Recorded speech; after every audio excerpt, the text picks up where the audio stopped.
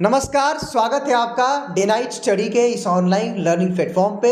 दोस्तों, आज से हम शुरू करने जा रहे हैं आप सबके बीएससी एग्रीकल्चर एंट्रेंस एग्जाम के लिए अपने रामबाण की सीरीज, जिसमें आपको 200 से प्लस एमसीक्यू आपके बीएससी एग्रीकल्चर में एग्रीकल्चर के कराए जाएंगे। और इस रामबाण सीरीज की शुरुआत आसिफ सर आज से करेंगे और तकरीबन आप देखेंगे, हालांकि हमने यहाँ पे 200 प्रश्न लिखे हुए हैं, लेकिन तकरीबन 200 से 250 प्रश्न कराया जाएगा। हालांकि जो बच्चे लगातार मैसेज कर रहे थे, कॉल कर रहे थे, व्हाट्सएप पे थे, जो लोग जो है यूट्यूब पे थे, उनके कमेंट आ रहे थे कि सर कुछ फ्री लाइए, सर कुछ फ्री क्लास लेके आइए। तो फ्री क्लासेस का अनाउंसमेंट हम कर दे रहे हैं। हालांकि जो बच्चे ऑलरेडी हमारे पेड बैच में, आप भी इसको देख लीजिएगा, लेकिन उन बच्चों के लिए सीरीज काफ़ी इंपॉर्टेंट रहने वाली है जो इनमें से किसी भी कॉलेज, किसी भी यूनिवर्सिटी की तैयारी कर रहे हैं, किसी भी कॉलेज की तैयारी कर रहे हैं इनमें से आप, तो ये जो रामबाण की सीरीज होगी ये काफ़ी आपके लिए इंपैक्टफुल होगी। इस एक एक सीरीज को आप देखिएगा, अच्छे से लर्न करिएगा। इसका पीडीएफ भी आपको हमारे ऐप पे मिल जाएगा। और ये जो पूरा सीरीज चलने वाला है ये कोई और नहीं, आपके एग्रीकल्चर के मेंटोर आसिफ सर पढ़ाएंगे। आसिफ सर के बारे में आपको बता देना चाहता हूं कि लास्ट ईयर में इन्होंने आईसीआर जो है का एग्जाम भी क्वालिफाई किया अच्छा रैंक के साथ। अभी इन्होंने लास्ट ईयर सीयूईटी में भी इनका 99 परसेंटाइल था एग्रीकल्चर में, और अभी ये यूपी कॉलेज से अपना बीएससी एग्रीकल्चर कर रहे हैं। शायद सर आपको वहाँ मिला था शेर कश्मीर में आपको यहाँ पे आपको काउंसलिंग कराया था, लेकिन ये गए नहीं क्योंकि काफ़ी दूर था, क्योंकि अलग अलग मैटर होता है। लेकिन जो बच्चे ऑलरेडी हमारे बैच में पढ़ रहे हैं वो आसिफ सर के बारे में जानते होंगे, क्या क्वालिटी है, किस तरह से वो पढ़ाते हैं, किस तरह से वो आपको पेपर का पैटर्न दिए हुए हैं, किस तरह से प्रैक्टिस शीट बनाए उन्होंने। लेकिन खैर ये सब बातें अलग की बातें हैं। लेकिन आज से आसिफ सर आपके लिए शुरू करें जाए। हालांकि सर देखिए यहाँ पे गलत हो गया, ये पार्ट 5 हो गया है। अच्छा, नहीं, टोटल 5 पार्ट में रहेंगे। हाँ। तो वो जो टाइपिस्ट थे वो ये बताएं कि मतलब जो रामबाण सीरीज है टोटल 5 लेक्चर मिलेंगे, लेक्चर हम करेंगे। हाँ, यानी कि आपको रामबाण सीरीज का 5 लेक्चर मिलेगा, और 5 लेक्चरों में तकरीबन समझ लीजिए कि मैक्सिमम से मैक्सिमम आप एग्रीकल्चर के सारे प्रश्नों को तैयार कर लेंगे। होल एग्रीकल्चर को कवर करेंगे, चाहे वो एग्रोनॉमी हो, हॉर्टिकल्चर हो, लाइवस्टॉक प्रोडक्शन हो या प्लांट ब्रीडिंग हो, कोई भी आपका वो मतलब जो बच्चे प्रिपरेशन कर रहे हैं, कोई भी आपका एग्रीकल्चर में हो, पूरा मिक्सचर इसमें पूरा क्वेश्चन दिया गया है। ठीक है, बाकी की बातें सर आप खुद करिए और बेहतरीन तरीके से आप लोग पढ़िएगा। इसका पीडीएफ मिल जाएगा, अगले पार्ट्स भी 2 दिन 3 दिनों पे आते रहेंगे, देखते रहिएगा। ठीक है, तो अब खुश हो जाइए, आप लोग पढ़ना शुरू कर दीजिए, फ्री करके एकदम आप लोग परेशान कर दीजिए। तैयार हो जाइए, एकदम क्वेश्चन का बौछार लगने वाला है। चलिए, स्वागत है आप लोगों का डे नाइट स्टडी के ऑनलाइन लर्निंग प्लेटफॉर्म पे। तो ये जो लेक्चर होगा हम लोगों का रामबाण सीरीज में, ये फर्स्ट लेक्चर होगा और इसमें टोटल हम लोग 20 क्वेश्चन डिस्कस करेंगे। 20 क्वेश्चन के माध्यम हम कैसे 80 क्वेश्चन को अप्रोच करते हैं, जो आपके एग्जाम में आप लिख लो, आपके एग्जाम में यहाँ से 50% से 60% क्वेश्चन आपको देखने को मिलेंगे। और मैं ये आपको सिखाऊंगा कि किस तरह हम ऑप्शन को क्या करते हैं, एलिमिनेट करते हैं, छांटते हैं, कि किस तरह अगर मुझे आंसर नहीं भी आ रहा है तो हम 3 क्वेश्चन जो मुझे उस ऑप्शन के मालूम है, उसके मालूम है, तो चौथा हमको पता होगा कि यही इसका आंसर होगा। बहुत सारे प्रोसेस हम डिस्कस करेंगे कि जो आपको पूरा फायदा देगा इस सीरीज के माध्यम से, कि हम एग्जाम में किस तरह हम अपने माइंड को सेटअप करते हैं एग्जाम को करेक्ट करने के लिए। आप किसी भी एग्रीकल्चर यूनिवर्सिटी की एंट्रेंस की तैयारी कर रहे हो, चाहे वो एमजीकेवी महात्मा गांधी काशी विद्यापीठ है या यूपी कॉलेज है, ये हाल ही में आईसीआर से जो है एक्रीडेटेड हुआ है। आपको पता है कितना ज्यादा इंपॉर्टेंस होता है किसी भी एग्रीकल्चर कॉलेज का आईसीआर से प्रत्यान होना, तो आप लोगों को पता है। तो आप लोग बढ़ चढ़ के यूपी कॉलेज में हिस्सेदारी लिए होंगे, मुझे ये उम्मीद है। उसके बाद आप डीडीयू में आप अगर एग्रीकल्चर का एग्जाम देना चाहते हो, एलयू है, फिर आप टीडी कॉलेज है, इनमें से आप किसी भी एग्रीकल्चर कॉलेज में आप एंट्रेंस एग्जाम देने जा रहे हो, तो ये सीरीज आपके लिए बहुत ही फायदेमंद होने वाली है। आपको क्या करना है, बहुत अच्छे तरीके से इस लेक्चर को क्या करना है, देखना है। और एक चीज आप मेरे से वादा करो कि आप क्या करोगे, एक पहले पेपर और एक पेन लेके बैठ जाओ। इन 20 क्वेश्चंस में कितने क्वेश्चंस आपके सही हो रहे हैं, आप क्या करोगे वो मुझे कमेंट बॉक्स में मेंशन करोगे। मैं एक एक बच्चे का कमेंट देखूंगा कि आप लोगों की तैयारी किस हद तक चल रही है, और मुझे वो पता लग जाएगा कि मुझे लेक्चर नंबर 2 में, 3rd में, 4th में और किस टाइप से आपको तैयारी करवाने हैं, किस पैटर्न पे आपको क्वेश्चन और आपको देने की जरूरत है। क्योंकि मैंने अपने जो पेड बच्चों को पढ़ाया है तो उनके लिए ये काफी आसान रहने वाला है। तो इसीलिए अगर आप, क्योंकि ये फ्री में पढ़ाया जा रहा है, सबके लिए पढ़ाया जा रहा है, तो आप ऐसा नहीं कि हम अपने पेट वाले बच्चों को पढ़ाएंगे आपको छोड़ देंगे। तो इसके लिए आपको क्या करना है कि आपको बताने हैं कमेंट बॉक्स में, कोई भी डाउट रह जाए कि ये समझ में नहीं आया, ये पोर्शन मेरा छूटा हुआ है, तो उन सारे पॉइंट पे हम क्या करेंगे, डिस्कस करेंगे। तो चलिए लेक्चर को ज्यादा लंबा नहीं करेंगे, क्या कर रहे हैं, हम अपने रामबाण सीरीज को स्टार्ट कर रहे हैं। हो जाइए तैयार, कॉपी कलम लेके, और क्वेश्चन के पहाड़ को आप झेलते चलिए। चलिए हम हैं साथ में, तो कोई दिक्कत नहीं होगा। स्टार्ट करते हैं क्वेश्चन नंबर पहले से। चलिए पहला क्वेश्चन आ चुका है हम लोगों के सामने। आपको बताने हैं कि ICAR was established at ICAR Indian council of agriculture research की स्थापना किस वर्ष की गई थी, आपको ये बताने हैं। ऑप्शन नंबर फर्स्ट है 16 जुलाई 1929, okay. Option number second 1946, option number third, option number C 1965 and option number D 2004। तो इनमें से 99% बच्चों को ये पता होगा कि ICAR की स्थापना कब की गई है, तो 16 जुलाई 1929 ईस्वी को की गई है। हम यहीं पे इसको नहीं रोकेंगे, अब हम जानेंगे कि इन 3 जो ऑप्शंस हैं इनके क्या, इनसे क्वेश्चन एग्जाम में बन सकते हैं और एग्जाम में कौन कौन क्वेश्चन आ चुके हैं। हम 2 चीज डिस्कस करेंगे, पहला कि कौन कौन से क्वेश्चन जो है वो बन सकते हैं, दूसरा कौन कौन से क्वेश्चन प्रीवियस ईयर में आ चुके हैं। जैसा कि आप यहाँ देख सकते हो कि ये जो, एक सेकेंड, ये जो आप देख रहे हो 1965 1965, इसमें क्या हुआ था, ये प्रीवियस ईयर में आए हुए क्वेश्चन है ICAR में।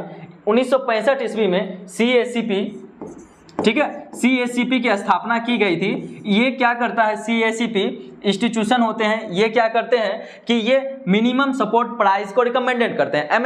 MSP के बारे में कुछ बता दूं कि क्या होते हैं, जो भी एग्रीकल्चरल क्रॉप्स होते हैं, मान लिया जाए राइस, व्हीट, आपको पता है कि हर साल कृषि बिल आते हैं। कृषि बिल का क्या अर्थ है, आपने जाना होगा कि पंजाब के किसान ने स्ट्राइक किए थे, इस पे किसान आंदोलन किए थे, उसका रीजन यही था MSP मिनिमम सपोर्ट प्राइस। आज के डेट में 2023 का ये डाटा है, करंट सिनेरियो है कि गेहूं पे किसान को 2050 रुपए MSP रिकमेंडेड की गई है। यानी कि किसी भी अनाज को किसान अगर बेचने जाएंगे मार्केट में, उनको 2050 रुपए उनको मिलेंगे, ठीक है। तो क्या है कि यही MSP होता है, ये रिकमेंडेड करते हैं, लिख लें आप लोग यहाँ पे,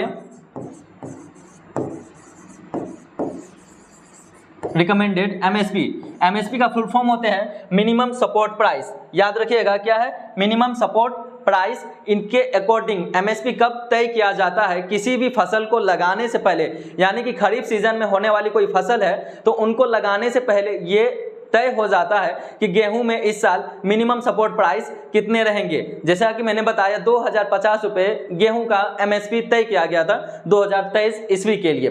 तो ये क्या है, CACP का स्थापना कब की गई है, 1965 में। दूसरा क्वेश्चन और जो आपके एग्जाम में बनते हैं, दूसरा क्वेश्चन क्या है, FCI फूड कॉर्पोरेशन, ठीक है, FCI की स्थापना कब की गई थी, तो 1965 ईस्वी में ही आपके FCI की स्थापना की गई थी। तो इस तरह आपके एग्जाम में देख लो, ये दोनों क्वेश्चन CACP एंड FCI, ये दोनों क्वेश्चन आपके प्रीवियस ईयर में आ चुके हैं। तो आपको क्या करने हैं कि याद रखने हैं। दूसरी चीज, आइए ऑप्शन नंबर बी को हम लोग डिस्कस करते हैं। ऑप्शन नंबर बी क्या है, ICAR की स्थापना कब की गई, 16 जुलाई 1929 ईस्वी को। उस टाइम में ICAR का नाम क्या था, imperial council of agriculture research. यानी आज़ादी से पहले अंग्रेजों का हमारे यहाँ पे दबदबा था, तो वो जितने भी इंस्टीट्यूशन उस टाइम में थे वो सारे का नाम इंपीरियल रखते थे।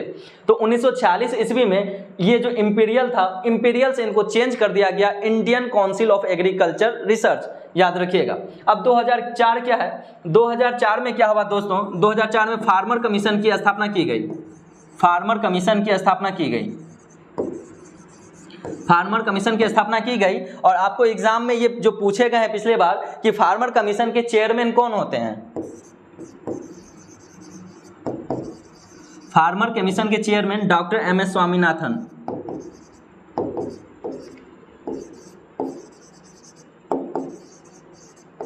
लास्ट में ये है, ठीक है। तो फार्मर कमीशन के चेयरमैन कौन बनाए गए थे, जो 2004 में फार्मर कमीशन की स्थापना की गई, इसके चेयरमैन हमारे इंडियन के father of Indian green revolution doctor MS Swaminathan ji 2004 में बनाए गए फार्मर कमीशन के चेयरमैन थे। तो आप समझ गए कि चारों ऑप्शन से, पहला मैंने 2 बताया कि प्रीवियस ईयर में आपके ये क्वेश्चन आ चुके हैं कि CACP क्या रिकमेंडेड करता है, तो ये MSP रिकमेंड करता है। इसका मतलब क्या होता है, मिनिमम सपोर्ट प्राइस। दूसरी चीज ये बता दूं कि ये MSP जो है, इनके जो वैल्यू तय किया जाता है कि गेहूं का प्राइस कितना रहेगा, ये गवर्नमेंट ऑफ इंडिया के थ्रू जो है ये तय किए जाते हैं कि कितना प्राइस रहने वाले हैं। दूसरी चीज, CACP रिकमेंडेड करते हैं MSP को कि कितना आपको वैल्यू तय करना है, और ये कौन तय करता है, गवर्नमेंट ऑफ इंडिया। याद रखिएगा, कोई अगर पूछ ले, इन जनरल सी बात है ये कि MSP कौन तय करता है, तो गवर्नमेंट ऑफ इंडिया तय करते हैं। एंड फार्मर कमीशन की स्थापना कब हुई? 2004 में। And Indian council of agriculture research institute की स्थापना कब की गई? 16 जुलाई 1929 ईस्वी को। ये कितने बार एग्जाम में आ चुके हैं आपको खुद ये पता होंगे और 99% बच्चों को ये पता होगा कि ICAR की स्थापना कब की गई। ऑप्शन नंबर बी क्या था कि पहले imperial council of agriculture research से उनके नाम को चेंज कर Indian council of agriculture research कब किया गया? तो 1946 ईस्वी को इनको नाम इनका चेंज किया गया। अब आइए आगे, समझ गए? चलिए नेक्स्ट क्वेश्चन पे। नेक्स्ट क्वेश्चन है हमारा कि father of evergreen revolution, Hindi में कहते हैं सदाबहार हरित क्रांति के जनक कौन है? आपको पता है कि father of Indian green revolution doctor MS Swaminathan ji हैं। एंड वर्ल्ड में कौन से हैं? तो डॉक्टर नॉर्मन ई बोरलॉग। हरित क्रांति कौन से ईस्वी में हुई थी? तो 1965, याद रखिएगा। 1965 और 66 ईस्वी को हरित क्रांति माना जाता है कि इस ईस्वी में जो है हरित क्रांति आई थी। ओके, तो इसमें पूछा गया father of ever green revolution, सदाबहार हरित क्रांति के जनक कौन है? तो सदाबहार हरित क्रांति के जनक डॉक्टर MS, यहाँ पे M है, ओके, डॉक्टर MS स्वामीनाथन जी को फादर ऑफ एवरग्रीन रेवोल्यूशन कहा जाता है। आप जानिए डॉक्टर नॉर्मन ई बोरलॉग क्या है कि वर्ल्ड में ग्रीन रेवोल्यूशन के फादर हैं। और श्री अमित शाह जी क्या है? श्री अमित शाह जी क्या है? ये कोऑपरेटिव मिनिस्टर हैं।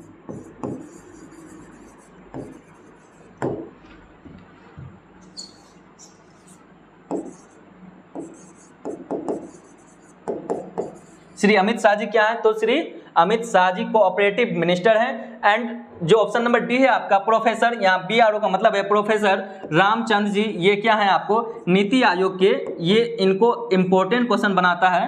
क्यों ये बनाता है? तो ये क्या है? नीति आयोग, नीति आयोग के ये क्या है? मेंबर हैं। नीति आयोग के चेयरमैन कौन होते हैं आपको बताने हैं, तो आपको बताया जा चुका है, आपको पता भी होगा कि नीति आयोग के चेयरमैन कौन होते हैं। करेंट इंडिया में जो प्राइम मिनिस्टर जी होंगे वो क्या होते हैं? नीति आयोग के चेयरमैन होते हैं। तो नीति आयोग के चेयरमैन कौन होते हैं? प्रधानमंत्री होते हैं। जैसे भी नरेंद्र मोदी जी हैं तो वो नीति आयोग के चेयरमैन हैं। और नीति आयोग की स्थापना कब की गई थी? तो 2015 ईस्वी को। और ये प्रोफेसर रामचंद्र जी हैं, यहाँ पे R लगा लीजिएगा, रामचंद्र जी हैं, ये क्या है? नीति आयोग के मेंबर हैं। यही जो है कारण आपको इंपॉर्टेंट ये क्वेश्चन बनाते हैं कि ये क्या है? नीति आयोग के ये चेयरमैन हैं। समझ गए? चलिए आप नेक्स्ट क्वेश्चन पे चलते हैं। नेक्स्ट क्वेश्चन है आपका कि horticulture is derived from which word?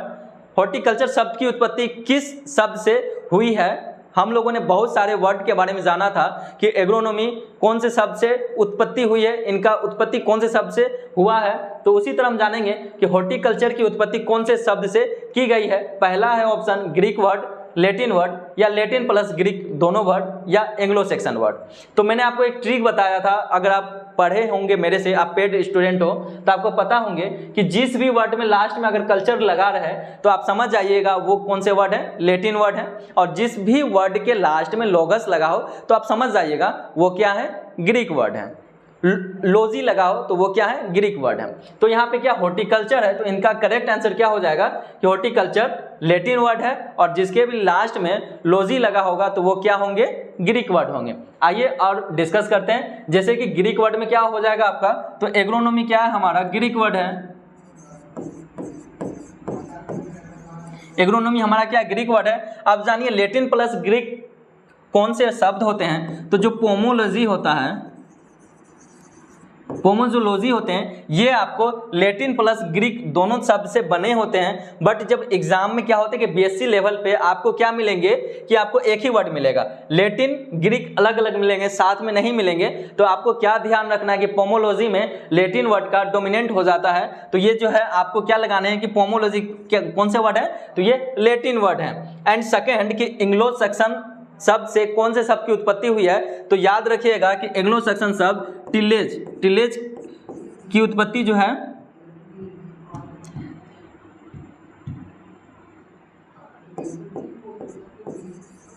Tillage शब्द की उत्पत्ति एंग्लो सेक्सन वर्ड से की गई है। तो इस तरह से आपके एग्जाम में क्वेश्चन मिलते हैं कि आपको बताने होंगे हॉर्टिकल्चर मिल जाए, पोमोलॉजी मिल जाए, एग्रोनॉमी मिल जाए, या टिलेज शब्द मिल जाए। इनमें से कोई भी शब्द मिलेंगे तो आई होप अब आप इसमें से किसी भी क्वेश्चन को गलत नहीं करोगे।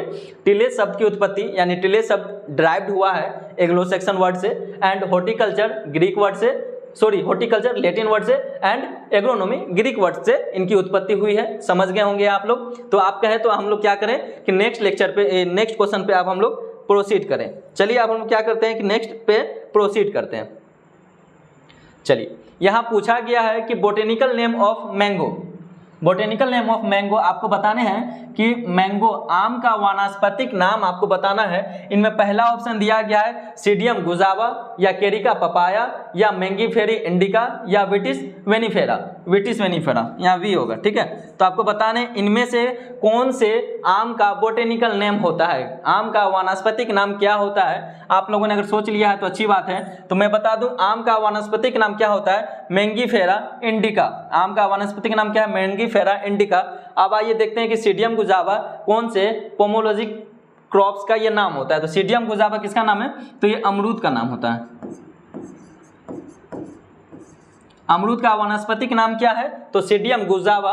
एंड केरिका पपाया किसका वानस्पतिक नाम है, तो ये पपीता का,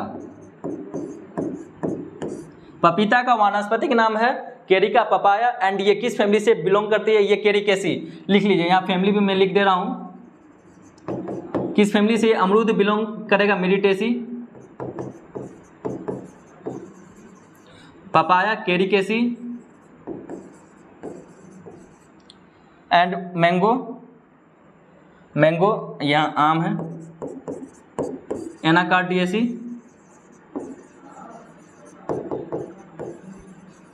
एंड आपका आता है लास्ट में विटिस, विटिस विनिफेरा, विटिस विनिफेरा, ठीक है। विटिस विनिफेरा ये किसका बोटेनिकल नेम है, तो ये आपके अंगूर का बोटेनिकल नेम है, जिसे हम ग्रेप्स कहते हैं। इनकी फैमिली क्या होती है, विटिसी। तो अब आप लोग क्या करेंगे, गलत नहीं करेंगे। एग्जाम में आपको एक बोटेनिकल नेम आपको देखने को जरूर मिलेंगे, पोमोलॉजी क्रॉप से, हॉर्टिकल्चर क्रॉप से। एंड आपको क्या होंगे कि जो एग्रोनॉमी में आपको सीरियल्स क्रॉप्स हैं या आपके सोलेनेसी फैमिली वगैरह हैं, इन सब में से आपको टोटल ओवरऑल 2 या 3 क्वेश्चन आपको बोटेनिकल नेम से मिलेंगे पूरे एग्रीकल्चर के कोर्स में। तो आपने समझ गया कि जो गावा है उनका बोटेनिकल नेम क्या है, सीडियम गुजावा। ये कौन से फैमिली से बिलोंग करती है, तो मिरिटेसी फैमिली से बिलोंग करती है। एंड केरिका पपाया ये किनका बोटेनिकल नेम है, पपीता का। कौन से फैमिली से बिलोंग करती है, केरिकेसी फैमिली से। एंड थर्ड वन जो मैंगीफेरा इंडिका है, ये एक्चुअल में आम का वानस्पतिक नाम है। और ये आम कौन सी फैमिली से बिलोंग करता है, तो एनाकार्डियेसी फैमिली से बिलोंग करती है। फिर क्या है, विटिस वेनिफेरा। विटिस वेनिफेरा क्या है, अंगूर का वानस्पतिक नाम है। और ये कौन से फैमिली से बिलोंग करता है, तो विटेसी। तो आपका करेक्ट आंसर क्या था, मैंगीफेरा इंडिका। आपने यहाँ पे समझ लिया कि एग्जाम में आपको क्वेश्चन मिलेंगे तो आपको या तो बोटेनिकल नेम दिया जाएगा या आपको फैमिली पूछ लिया जाएगा। इसलिए मैंने सारे का फैमिली बता दिया है और ये बहुत ही ज्यादा आप लोगों के लिए इंपॉर्टेंट है। तो आप लोग क्या करोगे कि नोट डाउन, अगर आपको नहीं आते हैं तो आप नोट डाउन करते जाओगे। तो यहाँ आप देख रहे हो कि किस तरह एक क्वेश्चन से आप लोगों को 4 क्वेश्चन बताए जा रहे हैं और आप लोगों को क्या करना है कि लर्न करना है बस। चलिए नेक्स्ट क्वेश्चन पे प्रोसीड करें हम लोग। नेक्स्ट क्वेश्चन कह रहा है कि olericulture is related to, olericulture संबंधित है। ओलेरीकल्चर हॉर्टिकल्चर में आते हैं, आपको पता होंगे। हॉर्टिकल्चर के ब्रांच है ओलेरीकल्चर, फ्लोरिकल्चर, पोमोलॉजी। ओके, तो आपको बताना है कि ओलेरीकल्चर किससे संबंधित है, वेजिटेबल प्रोडक्शन, सब्जी उत्पादन, फ्रूट प्रोडक्शन, फल उत्पादन, फ्लावर प्रोडक्शन, पुष्प उत्पादन या ऑल ऑफ दिस। तो आपको बताना है इनमें से ओलेरीकल्चर किनसे संबंधित है, चाहे वो सब्जी उत्पादन से संबंधित है या फ्रूट प्रोडक्शन से संबंधित है या फ्लावर प्रोडक्शन से संबंधित है या इनमें से सभी से वो संबंधित है। तो ओलेरीकल्चर किससे संबंधित है, ओलेरीकल्चर आपका सब्जी उत्पादन से संबंधित है। किससे संबंधित है, सब्जी उत्पादन से।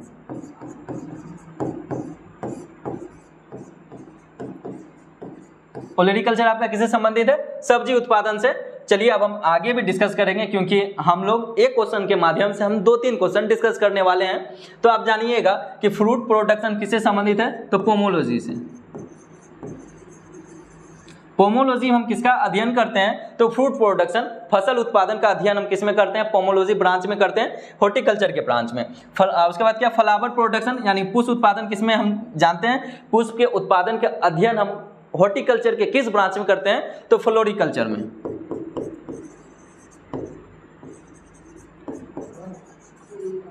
हॉर्टिकल्चर के फ्लोरिकल्चर ब्रांच में हम फ्लावर प्रोडक्शन के बारे में स्टडी करते हैं। एंड हॉर्टिकल्चर के पोमोलॉजी ब्रांच में हम क्या करते हैं, फ्रूट प्रोडक्शन के बारे में अध्ययन करते हैं। एंड जो है वो ओलेरीकल्चर जो हॉर्टिकल्चर के ब्रांच है, इसमें हम सब्जी उत्पादन के बारे में अध्ययन करते हैं। तो आप लोग देख रहे हैं, तो चलिए आप नेक्स्ट क्वेश्चन पे हम लोग क्या करें, प्रोसीड करें। तो चलिए आप लोग इसे एक बार अच्छे से देख लीजिए। आप लोग क्वेश्चन रीड कीजिए।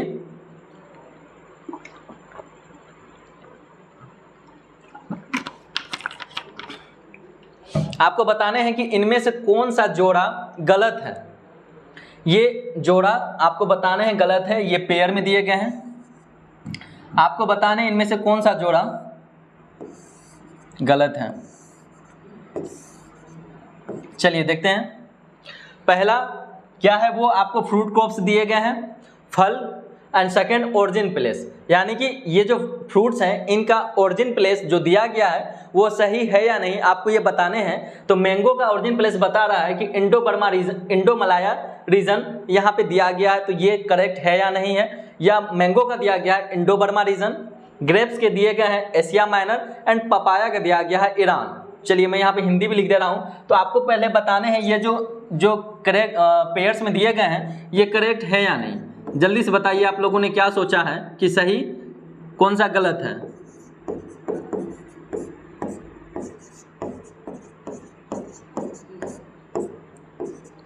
चलिए आप तो हिंदी भी लिख दिए हैं आप लोगों के लिए। आपको बताने इनमें से कौन से जोड़े सही सुमेलित नहीं किए गए हैं। केला का उत्पत्ति स्थान इंडो मलाया रीजन बताया जा रहा है, आम का इंडो बर्मा रीजन, और ग्रेप्स का एशिया माइनर, और पपाया का क्या बताया जा रहा है, ईरान। तो मैं बता दूं इनमें से हमें क्या पहचानना है। दूसरी चीज आपको क्या करना है एग्जाम में, यहाँ आप सीख जाइए कि एग्जाम में अगर कहीं भी नोट दिया रहे, क्वेश्चन में नोट NOT या फॉल्स दिया रहे, आप क्या करोगे, पहले उसे इस तरह गोला बना दोगे, कुछ भी करके आप वहां पे वो इंडिकेट कर दोगे, ताकि आपके दिमाग में ये चले कि क्वेश्चन मेरे से क्या पूछा जा रहा है, कि इनमें से कौन से गलत हैं, गलत सुमेलित किए गए हैं, वो छांटना है। एग्जाम के दरमियान क्या होते हैं कि हम लोग जो स्टडी करते हैं तो हमारा ये माइंड सेट होता है कि हम ज़्यादा फोर्स डालते हैं कि इनमें से कौन से करेक्ट हैं। तो हमारी ये माइंड कि ये रीड कैपेसिटी होती है, जब हम क्वेश्चन रीड करते हैं तो हम पढ़ते हैं फॉल्स ही, बट हमारे दिमाग से वो इंडिकेशन आता है कि हमें क्या बताने हैं, इनमें से कौन से करेक्ट हैं। तो आपको अगर ये नहीं पता होंगे, आप कोई भी अगर एक जो फर्स्ट ही आपको सही मिलेगा आप उसे टिक आउट करके आगे बढ़ जाओगे। तो सबसे पहले क्या करना है कि आपको जो दिया गया है या वहाँ पे नोट रहे या फॉल्स रहे, आपको उन पे ध्यान देना है। जैसे यहाँ फॉल्स दिया गया है तो इनमें से कोई 3 सही है, 1 गलत है, आपको वो बताने हैं। तो आप जहाँ पे फॉल्स रहे या नोट दिया रहे, नोट करेक्ट, ठीक है। तो आपको इन चीजों पे ध्यान देने हैं, काफी अच्छे से आपको क्वेश्चन पढ़ने हैं, और जहाँ नोट या फॉल्स दिया रहे आप उनसे अंडरलाइन कर लोगे तो आपका ये कभी भी गलती नहीं होगा। आइए हम जानते हैं, देखते हैं। बनाना का जो ओरिजिन प्लेस दिया गया है इंडो मलाया, ये बिल्कुल करेक्ट है। फिर जो मैंगो का इंडो बर्मा रीजन दिया गया है ये भी बिल्कुल करेक्ट है। ये दोनों क्या है, बिल्कुल करेक्ट है। फिर क्या है, ग्रेप्स अंगूर, अंगूर का जो ओरिजिन प्लेस एशिया माइनर दिया गया है ये भी आपका बिल्कुल करेक्ट है। तो कौन सा आपके लिए गलत है, गलत क्या है, पपाया। पपाया का ओरिजिन प्लेस यहाँ दिया गया है ईरान, यानी कि ये गलत है। तो आपका आंसर कौन सा सही है, यही आंसर आपका सही है, क्योंकि ये इनका ओरिजिन प्लेस गलत दिया गया है ईरान। ईरान नहीं होके आपको यहाँ पे क्या लिख लेना है, क्योंकि ये तो गलत है, इनका करेक्ट आंसर क्या लिखना है आपको, ईरान की जगह आपको लिखना है साउथ अमेरिका। साउथ अमेरिका जिसे मेक्सिको कहते हैं, समझ गए। और ईरान में ये भी बता दूं कि ईरान में किसका ओरिजिन प्लेस है, यहां से आप क्या करिए, ये किसका है, पपीता का। पपीता का ओरिजिन प्लेस कहाँ है, साउथ अमेरिका, जिसे हम मेक्सिको कहते हैं। ईरान किसका ओरिजिन प्लेस है, तो ईरान आपको डेट पाल्म का ओरिजिन प्लेस है, खजूर। डेट पाल्म हिंदी क्या है, खजूर। तो समझ गए आप लोग कि यहाँ पे 3 करेक्ट दिए गए थे, 1 इनकरेक्ट था, वही जो इनकरेक्ट था वही हमारा करेक्ट आंसर था। तो समझ गए होंगे आप लोग, आप अच्छे से समझ गए। चलिए अब हम क्या करते हैं, नेक्स्ट क्वेश्चन की ओर प्रोसीड करेंगे। चलिए नेक्स्ट क्वेश्चन में हम देखते हैं क्या है कि यहाँ पे पूछा गया पंजेंसी इन चिली, यहाँ पे डबल L होगा, pungency in chilli is due to, in chilli is due to, double tap कर दिए ये तो, ठीक है। Pungency in chilli is due to, जो मिर्च में तीखापन का कारण है वो बताना है कि कौन से सब्सटेंसेस के कारण मिर्च में तीखापन होता है और जब हम मिर्च खाते हैं तो कान से धुआं क्यों निकलता है। पहला कैप्सेंथिन या आइसोथायोसाइनाइड या एलाइल प्रोपाइल डाइसल्फाइड या कैप्सेसिन, इनमें से कौन से सब्सटेंसेस है जिसके कारण मिर्च में तीखापन मिलते हैं, मिर्च तीखा होता है। तो आप समझ गए, 4 ऑप्शन आप लोगों ने पढ़ लिया होगा। तो आप अगर आंसर भी आप खोज लिए हो तो ये बहुत अच्छी बात है, नहीं तो मैं बता रहा हूं कि मिर्च में तीखापन किसके कारण होता है, कैप्सेसिन के कारण होता है। एक सिंपल सा ये ट्रिक बता रहा हूँ, ट्रिक नहीं कहूँगा, आपको ये याद रहेगा, आप रिलेट करके पढ़ोगे। मिर्च में तीखापन, जब हम मिर्च खाते हैं तो कितना झाल लगता है। अगर आप काफ़ी झाल मिर्च खा लेते हो, ऐसा लगता है कि कान पूरा लाल हो जाता है और ऐसा लग रहा है कान से धुआं निकल रहा है, ठीक है। तो जब झाल लगेगा ना तो आपको एकदम ये देखना कि झाल लगने का मतलब है कि आपको कोई सीन याद आ रहा है, ठीक है। आपको क्या याद आ रहा है, सीन। तो यहाँ लास्ट में क्या है, सीन। इससे आप रिलेट करके पढ़ो, कैप्सेसिन। तो तीखापन किसके कारण होगा, कैप्सेसिन के कारण होगा। यानी कोई बच्चा है मिर्च खा रहा है, उनको क्या हो गया कि झाल लग गया, झाल लगा तो वो चिल्ला रहा है पानी के लिए, तो उसको सीन याद आ गया। तो सीन से आप रिलेट करके पढ़ोगे कि मिर्च में तीखापन कैप्सेसिन के कारण होता है। आज से आप गलती नहीं करोगे। अब आइए आगे देखते हैं कि कैप्सेंथिन, कैप्सेंथिन के कारण क्या होता है, रेड कलर आते हैं मिर्च में, रेड कलर। ओके, ये क्या होते हैं, मिर्च में रेड कलर जो है कैप्सेंथिन के कारण होते हैं, रेड कलर इन चिली। मिर्च का रेड कलर किसके कारण होता है, कैप्सेंथिन के कारण होता है। आइसोथायोसाइनेट क्या है, ये आपको किस में पाया जाता है, मूली में पाया जाता है। ओके, मूली में, मूली समझ गए, जिनका नाम क्या होता है, बोटेनिकल नेम रेफनस सटाइवा, जिसे हम इंग्लिश में क्या कहते हैं, रेडिश कहते हैं। इनका बोटेनिकल नेम क्या है, रेफनस सटाइवा।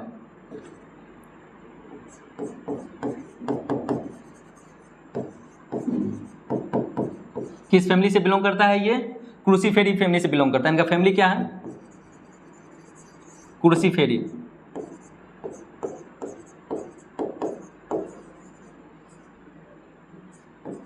क्रूसीफेरी से और कौन से प्लांट्स बिलोंग करते हैं, तो जो जितने भी टाइप्स के मस्टर्ड होंगे वो सारे के सारे क्रूसीफेरी फैमिली से ही बिलोंग करते हैं। ओके, अब आता है एलाइल प्रोपाइल डाइसल्फाइड। ये किस में पाया जाता है, तो एलाइल प्रोपाइल डाइसल्फाइड ये पंजेंसी के रीजन होते हैं, किसमें, तो एलाइल प्रोपाइल डाइसल्फाइड ओनियन में।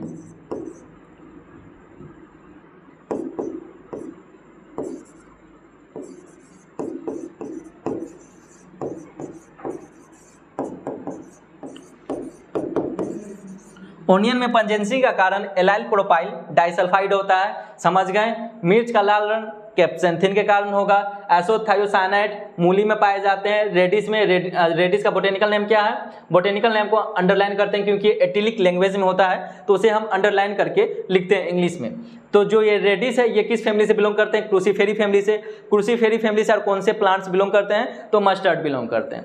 एलाइल प्रोपाइल डाइसल्फाइड ये क्या होते हैं, ओनियन में पंजेंसी का रीजन क्या होता है, एलाइल प्रोपाइल डाइसल्फाइड के कारण ओनियंस में, ओनियन मतलब प्याज में, ये पंजेंसी का कारण होता है एलाइल प्रोपाइल डाइसल्फाइड। और मिर्च में तीखापन कैप्सेसिन के कारण होता है। एक क्वेश्चन और यहाँ पे नोट्स कर लें क्योंकि ये जो एग्जाम में पूछे गए हैं, आपको एग्जाम में मिल जाएंगे कि पंजेंसी इन ओनियन एलाइल प्रोपाइल डाइसल्फाइड और पंजेंसी। और ये मिर्च वाला ना इतना फेमस है ये क्वेश्चन, आप ये इतना फेमस है, आपको कहीं भी आप कोई सा भी एग्जाम दोगे, एंट्रेंस दोगे, आपको हॉर्टिकल्चर से ये इंपॉर्टेंट क्वेश्चन आपको मिल जाएंगे। चिली में या तो आपको पूछ लिया जाएगा कि किस कारण इसमें पंजेंसी होता है, तीखापन होता है, या इनका रेड कलर क्यों होता है, ये क्वेश्चन आपसे पूछ लिए जाते हैं। दूसरी बात आप लिख लोगे डाइएलाइल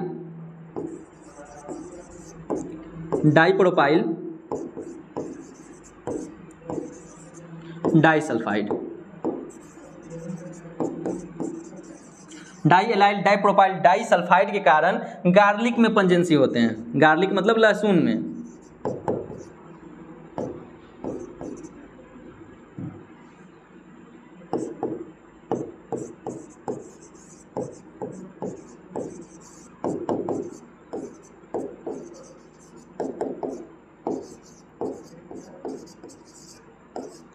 लहसुन में पंजेंसी होने का रीजन क्या है, डाइएलाइल डाइप्रोपाइल डाइसल्फाइड। यहाँ पे एलाइल प्रोपाइल लास्ट में डाई लगा हुआ है, डाई सल्फाइड, ये ओनियन में पंजेंसी होने का रीजन है। ये सब्सटेंसेस ओनियन में पाए जाते हैं जिस कारण ओनियन में पंजेंसी होता है। एंड गार्लिक में di allyl, di propyl, di sulphide के कारण लहसुन में क्या होते हैं, पंजेंसी होते हैं। एक क्वेश्चन आप और यहाँ पे नोट कर लो, ये जो चिली दिया गया है मिर्च, तो आपको क्या याद रखने हैं कि मिर्च का seed rate, general seed rate क्या होते हैं मिर्च का,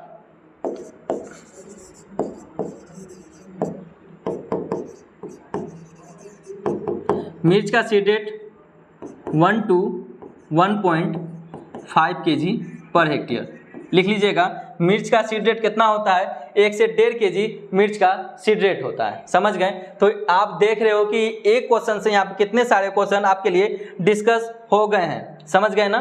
तो ये क्या है कि आपके लिए एक क्वेश्चन से यहाँ पे आप लोग 6 क्वेश्चन डिस्कस कर चुके हो कि यहाँ पे आप लोगों ने 6 क्वेश्चन के बारे में जाना कि पहला कि मिर्च में तीखापन कैप्सेसिन के कारण होता है, मिर्च का लाल रंग कैप्सेंथिन के कारण होता है, मिर्च का सीड रेट 1 से 1.5 kg होता है पर हेक्टेयर। एंड आपने जाना कि ये जो आइसोथायोसाइनाइड है ये रेडिस में पाया जाता है। रेडिस का बोटेनिकल नेम क्या है, रेफेनस सटाइवा, फैमिली कौन सी है, क्रूसीफेरी है। एंड आपने ये जाना कि गार्लिक में पंजेंसी किसके कारण होता है, di allyl, di propyl, di sulphide के कारण क्या होते हैं, गार्लिक में पंजेंसी होते हैं। तो चलिए हम लोग क्या कर रहे हैं कि नेक्स्ट क्वेश्चन की ओर प्रोसीड करेंगे। नेक्स्ट क्वेश्चन कह रहा है कि गेस्ट्रेशन है, ठीक है। Castration of a bull calf in the process of removal और destruction of the destruction, okay, destruction, okay. एक बैल के बछड़े का बधियाकरण समझ गए होंगे कि बधियाकरण क्या होता है, और एक बैल के बछड़े को हटाने या नष्ट करने की प्रक्रिया है। यानी कि जो काल्फ में बधियाकरण होता है, सिंपल सा आप ये एकदम देसी लैंग्वेज है, बधियाकरण। बधियाकरण क्या होता है जानेंगे तो आपको पता होगा। गेस्ट्रेशन क्या होते हैं कि किसी भी बुल में अगर हम उनको एग्रीकल्चर यूजेज में करना चाहते हैं, एग्रीकल्चर यूजेज कैसे, टिलेज ऑपरेशन में अगर हम उनको देसी हल में, एक देसी हल में एक पेयर बुल लगते हैं, यानी कि 2 बुल लगते हैं खेत की जुताई करने में। अगर हम उनका यूज एग्रीकल्चर पर्पज से करना चाहते हैं फील्ड जुताई में, तो हम उनको क्या करेंगे कि उनका हम बधियाकरण करते हैं। बधियाकरण अगर नहीं करेंगे तो वो बुल क्या होंगे कि वो एग्रीकल्चर पर्पज से नहीं रहेंगे, वो वहाँ पे वर्क नहीं करेंगे। और अगर उसे बधियाकृत हम नहीं करेंगे तो वो क्या होते हैं कि वो उसे हम सांड कहते हैं। सांड का काम क्या होता है, मेटिंग करना। फीमेल काऊ को वो क्या करते हैं, मेटिंग करते हैं। तो इसीलिए उनका बधियाकरण किया जाता है। तो बधियाकरण में यहाँ पूछा जा रहा है कि किस चीज़ को रिमूव किया जाता है, टेस्टिकल्स को रिमूव किया जाता है, या स्पर्मेटोजोआ को रिमूव किया जाता है, या यूरिनरी डक्ट को रिमूव किया जाता है, या मेल पेनिस को ही रिमूव कर दिया जाता है। आपको बताने इनमें से किस चीज़ को रिमूव किया जाता है। तो आपको पता होंगे कि स्पर्म का फॉर्मेशन टेस्टिस से होता है, चाहे वो ह्यूमन बींग्स हो या एनिमल्स हो, कोई भी मवेशी हो। तो किससे फॉर्मेशन होता है स्पर्म का, वो टेस्टिस से होता है। तो बधियाकरण में क्या किया जाता है कि मवेशी के टेस्टिकल्स को रिमूव कर दिया जाता है। जब वो रिमूव कर दिए जाएंगे टेस्टिकल्स को, तो अब वो मेटिंग के लायक नहीं होते हैं, वो किसी भी फीमेल काऊ को मेटिंग नहीं कर सकते हैं, किसी भी फीमेल काऊ को वो प्रेग्नेंट नहीं कर पाएगा। तो इसलिए उनका क्या कर दिया जाता है, बधियाकरण कर दिया जाता है। यूरिनरी डक्ट क्या होते हैं, जहाँ से यूरिन पास होते हैं, यूरिन के जो पाथ होता है उसे हम यूरिनरी डक्ट कहेंगे। एंड मेल पेनिस से वो क्या करते हैं, मेटिंग करने का प्रोसेस करते हैं। मेल पेनिस से वो मेटिंग करते हैं। समझ गए? चलिए नेक्स्ट क्वेश्चन पे। नेक्स्ट क्वेश्चन है आपका, the poultry bird raised for meat purpose is known as, मांस के प्रयोग के लिए पाले जाने वाले कुक्कुट कर दिया वो, तो मांस के प्रयोग से पाले जाने वाले कुक्कुट पालन को हम क्या कहते हैं। पोल्ट्री हम क्यों रेज करते हैं, मीट प्रोडक्शन के लिए, हमें उनसे क्या मिले, मीट मिले।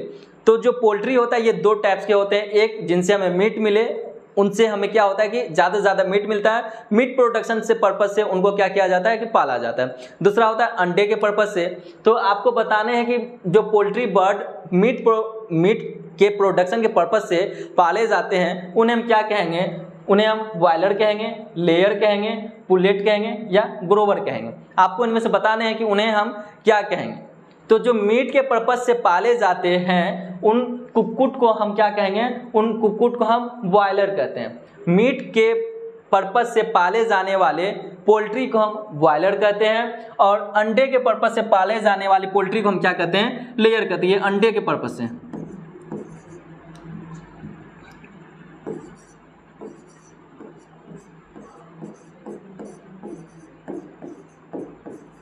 अगर हमें अंडा उत्पादन चाहिए तो हम क्या करेंगे, लेयर पोल्ट्री का हम क्या करेंगे, उनको पालेंगे। और दूसरी बात आती है कि जो ये बॉयलर है ये कितने दिन में तैयार हो जाते हैं मीट देने के लिए। तो एक जो बॉयलर होता है, ये बॉयलर क्या होते हैं, ये आपको 6 से 7 मंथ में, 6 to 7 वीक्स, 6 to 7 वीक्स में ये क्या होंगे, आपके बॉयलर तैयार हो जाएंगे। एंड लेयर वाली जो मुर्गियां होती हैं ये आपको टाइम लगेंगे अप्रोक्स 20 वीक्स के आसपास। 20 वीक्स आप लोग लिख सकते हो, अप्रोक्स में मैं बता रहा हूं। ओके, 20 वीक्स के आसपास। आप जानिए ग्रोवर क्या होता है। जो ये ग्रोवर हैन होती है, मुर्गियां होती है, ये बॉयलर से काफ़ी ज़्यादा बड़ी साइज में होती है। अप्रोक्स बॉयलर जो मुर्गियां होती है इनका वेट आप देखोगे तो 1.5 से 2 केजी रखा जाता है। बट जो एक ग्रोवर होता है इनका वेट आपको 3 से 3.5 केजी होते हैं। ये 6 से 7 वीक में तैयार हो जाते हैं। लेकिन ग्रोवर का क्या होता है, ये 8 से 9 हफ्ते, 8 से 9 वीक्स में तैयार होते हैं। ये ज़्यादा मीट प्रोडक्शन करते हैं, उसे हम क्या कहते हैं, ग्रोवर कहते हैं। तो समझ गए आप कि मांस के पर्पज से पाले जाने वाले कुक्कुट को हम बॉयलर कहते हैं, अंडे के पर्पज से पाले जाने वाले कुक्कुट को हम लेयर कहते हैं। और ये ग्रोवर क्या होते हैं, 8 to 9 वीक्स में ये तैयार होता है। और ये इनका वेट आप लिख लो कि ये 2 से 2.5 केजी। और ये जो ग्रोवर होते हैं ये 3 to 3.5 केजी, ठीक है, इनका वेट होता है। ये क्या वेट है, समझ गए। चलिए अब नेक्स्ट क्वेश्चन की ओर प्रोसीड करें।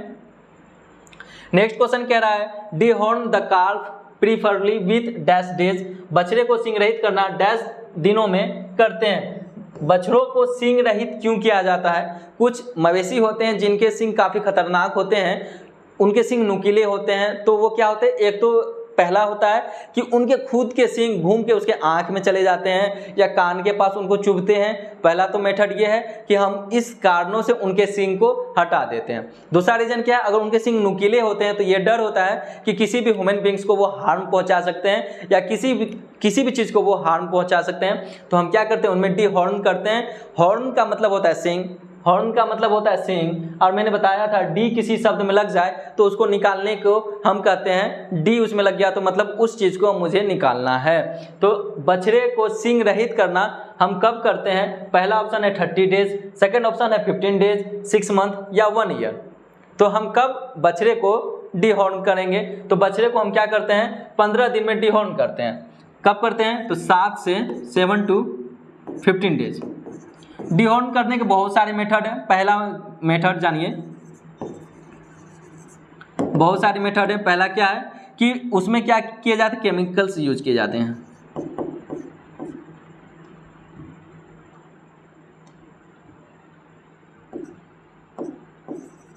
केमिकल्स यूज किए जाएंगे। फिर क्या होता है, उसमें एक इलास्टर का यूज किया जाता है, ये सेकेंड मेथड है, इलास्टर। फिर क्या किए जाते हैं कि केमिकल, इलास्टर एंड इलेक्ट्रिक्स।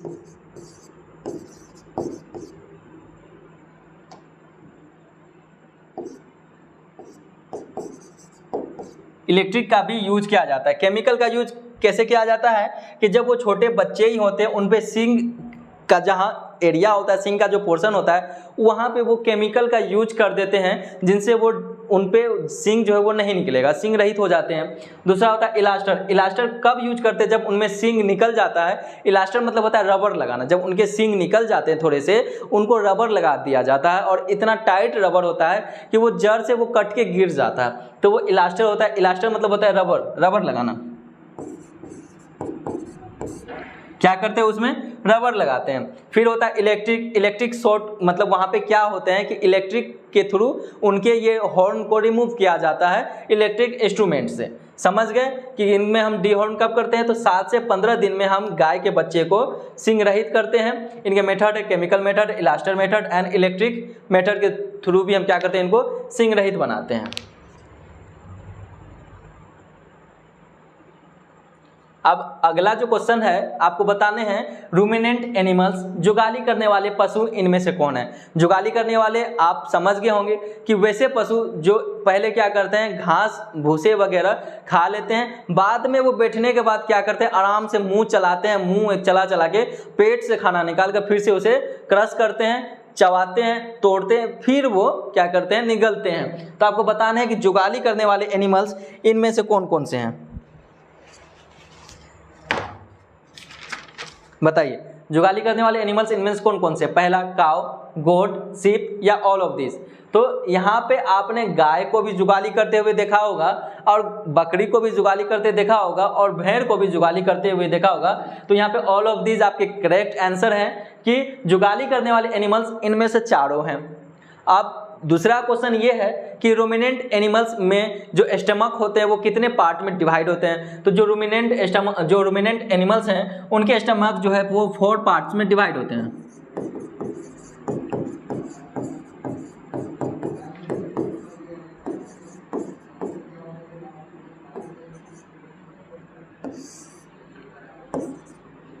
पहला होता है आपका क्या,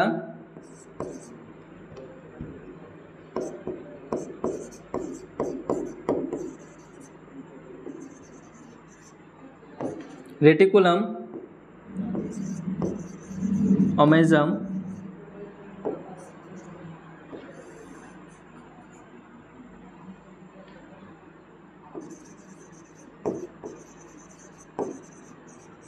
एवोमेजम एंड आपको बताना है कि फिर फोर्थ क्या होता है इसमें, रूमेन। क्या है? रूमेन।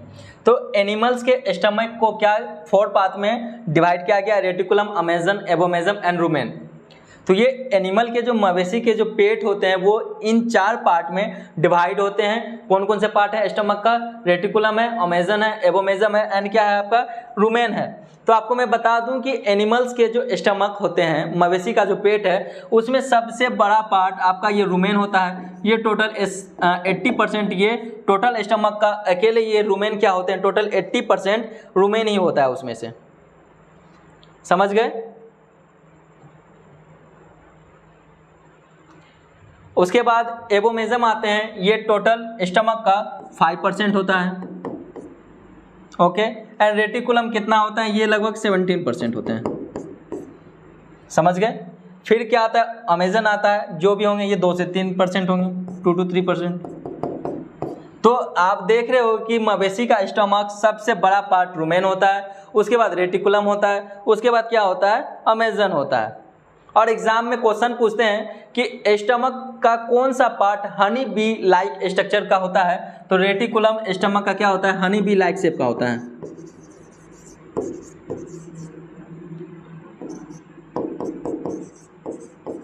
स्टमक जो है मवेशी के स्टमक में जो ये रेटिकुलम है, इनका शेप जो है वो कैसा होता है, तो वो हनी बी लाइक शेप का होता है। तो एग्जाम में क्वेश्चन पूछते हैं, पहला आपको एग्जाम में क्वेश्चन देखने को मिलेंगे कि इनमें से कौन से रूमिनेंट एनिमल है, यानी कि इनमें से कौन से जुगाली करने वाले मवेशी हैं। समझ गए आप लोग कि कौन कौन से एनिमल जुगाली करते हैं। अगर यहाँ पे पूछ दिया जाता रेबिट जुगाली करता है या नहीं, तो आपने कभी भी रेबिट को जुगाली करते हुए नहीं देखा होगा, खरगोश को नहीं देखा होगा। तो आप समझ गए होंगे कि जो जुगाली करेंगे वो जुगाली करने वाले एनिमल्स होंगे। एंड एनिमल्स के जो स्टमक है उनको 4 पार्ट में डिवाइड किया गया। पहला क्या है, पहला वैसे रूमेन है, ये फर्स्ट जो होते हैं ये, क्योंकि ये लार्जेस्ट है तो पहला क्या रूमेन है। उसके बाद रेटिकुलम आता है, ये फर्स्ट है, लिख लें, ये फर्स्ट है, फिर ये सेकेंड है, फिर ये थर्ड है, थर्ड एवोमेजम है एंड फोर्थ क्या है, वो अमेजन है। समझ गए? तो एनिमल्स के स्टमक 4 पार्ट में डिवाइड होते हैं। सबसे बड़ा पार्ट रूमेन होता है, 80% होते हैं। सेकंड में रेटिकुलम होते हैं, इसे हनी बी लाइक स्ट्रक्चर कहा जाता है। एग्जाम में पूछे गए हैं ये क्वेश्चन कि स्टमक के कौन से पार्ट हनी कॉम्ब लाइक क्या होते हैं, हनी कॉम्ब लाइक। कॉम्ब यहाँ छोटे क्या है, कॉम्ब का मतलब होता है मधुमक्खी का छत्ता। मवेशी के स्टमक का कौन सा पार्ट मधुमक्खी के छत्ते जैसा दिखता है, तो रेटिकुलम। याद रखिएगा प्रीवियस ईयर में पूछे जा चुके हैं कि स्टमक का कौन सा पार्ट मधुमक्खी के छत्ते जैसा दिखता है, तो क्या है, रेटिकुलम है। अमेजन कितना होता है, 2 to 3%। और ये आपका लास्ट होता है। फिर क्या है, एबोमेजम, और एग्जाम में क्वेश्चन पूछे गए हैं, आई थिंक वो आपको आगे भी मिलेंगे, तो ये एबोमेजम के बारे में अभी नहीं बताऊंगा क्योंकि वो मैंने क्वेश्चन ही डाले हुए हैं। चलिए समझ गए होंगे आप लोग ये, तो नेक्स्ट क्वेश्चन की ओर प्रोसीड करते हैं। नेक्स्ट क्वेश्चन है dash is called the true stomach. समझ गए आप लोग स्टमक के बारे में, ये पहला आपने जाना कि स्टमक टोटल 4 पार्ट में डिवाइड होते हैं। कौन कौन से होते हैं? रुमेन होते हैं, रेटिकुलम होते हैं, अमेजन होते हैं, एबोमेजम होते हैं। ये स्टमक के 4 पार्ट हैं। एनिमल्स के स्टमक 4 पार्ट में डिवाइड होते हैं। समझ गए आप लोग। रुमेन क्या होता है? स्टमक का सबसे लार्जेस्ट पार्ट होता है। रेटिकुलम क्या होता है? हनी बी का जो कॉम्ब होता है ना, हनी बी कॉम्ब लाइक इनका स्ट्रक्चर होता है, मधुमक्खी के छत्ते जैसा रेटिकुलम का स्ट्रक्चर होता है। फिर अमेजन है, फिर एबोमेजम है। तो आपको बताने हैं कि इनमें से कौन सा ट्रू स्टमक है। तो इनमें से एबोमेजम को ट्रू स्टमक कहा जाता है। क्या कहा जाता है? ट्रू स्टमक कहा जाता है। और एक क्वेश्चन एग्जाम में और आते हैं कि आपको बताने होंगे कि स्यूडो स्टमक एनिमल कौन से हैं।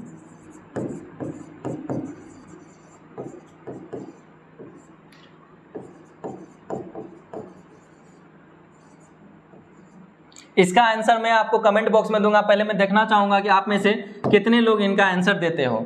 स्यूडो स्टमक एनिमल, ठीक है, आपको बताने हैं स्यूडो क्या होते हैं कि ये इन 4 स्टमक उसमें नहीं होंगे, 3 ही स्टमक होंगे, तो इसलिए उनको स्यूडो स्टमक एनिमल्स कहा गया है। तो आपको इनका आंसर कमेंट बॉक्स में देना है, आपको इनका आंसर कमेंट बॉक्स में देना है और वहां पे मैं इनका आंसर बताऊंगा। मैं देखूंगा कितने लोग एक्टिव हो। इसका आंसर आपको कमेंट बॉक्स में बताने हैं कि स्यूडो स्टमक एनिमल किसे कहा जाता है। समझ गए? स्टमक के 4 पार्ट होते हैं वो समझ गए। ट्रू स्टमक एबोमेजम को कहा जाता है और स्यूडो स्टमक किसे कहा जाता है, आपको ये कमेंट में मेंशन करने हैं। चलिए आगे है शीप हाउस इज कॉल्ड। भेड़ के आवास को क्या कहा जाता है। यहां से भी क्वेश्चन आते हैं मवेशी के रहने के स्थान को हम क्या कहेंगे।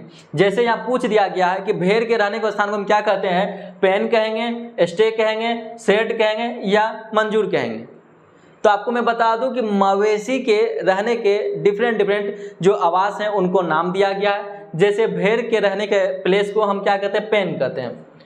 पेन, तो पेन किसका है, शीप का भी है। भेड़ और बकरी,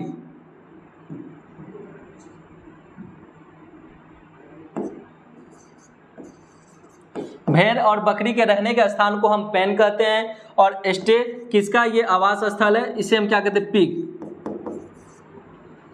जहां पिग रहते हैं उनके स्थान को हम स्टे कहते हैं। और शेड किनका आवास स्थल है, ये किसका है, काउ एंड बोफेलो का।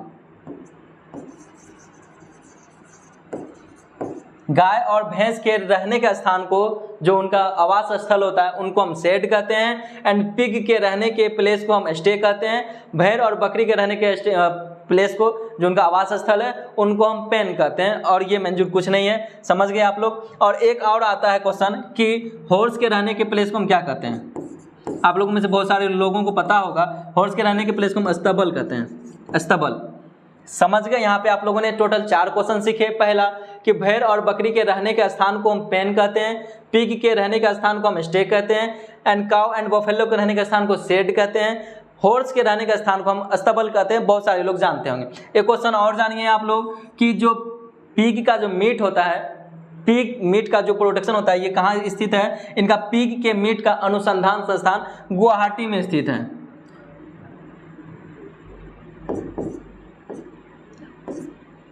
अरे यार,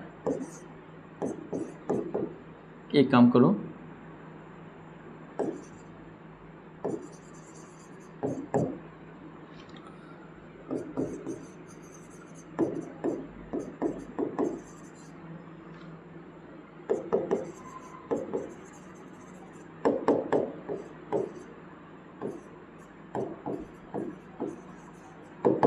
जो पिग का जो मीट होता है उनका अनुसंधान कहाँ स्थित है, तो गुवाहाटी में। तो आपने यहाँ टोटल 5 क्वेश्चन आप लोगों ने जान लिया। पहला कि भेड़ और बकरी के रहने के आवास को हम पेन कहते हैं और पिग के रहने के आवास को स्टे कहते हैं। और पिग का जो मीट है उनका अनुसंधान संस्थान कहाँ स्थित है, गुवाहाटी में स्थित है। याद कर लीजिएगा, गुवाहाटी में स्थित है। एंड भैंस और गाय के रहने का स्थान को हम शेड कहते हैं। हॉर्स के रहने का स्थान को हम क्या कहते हैं, अस्तबल कहते हैं।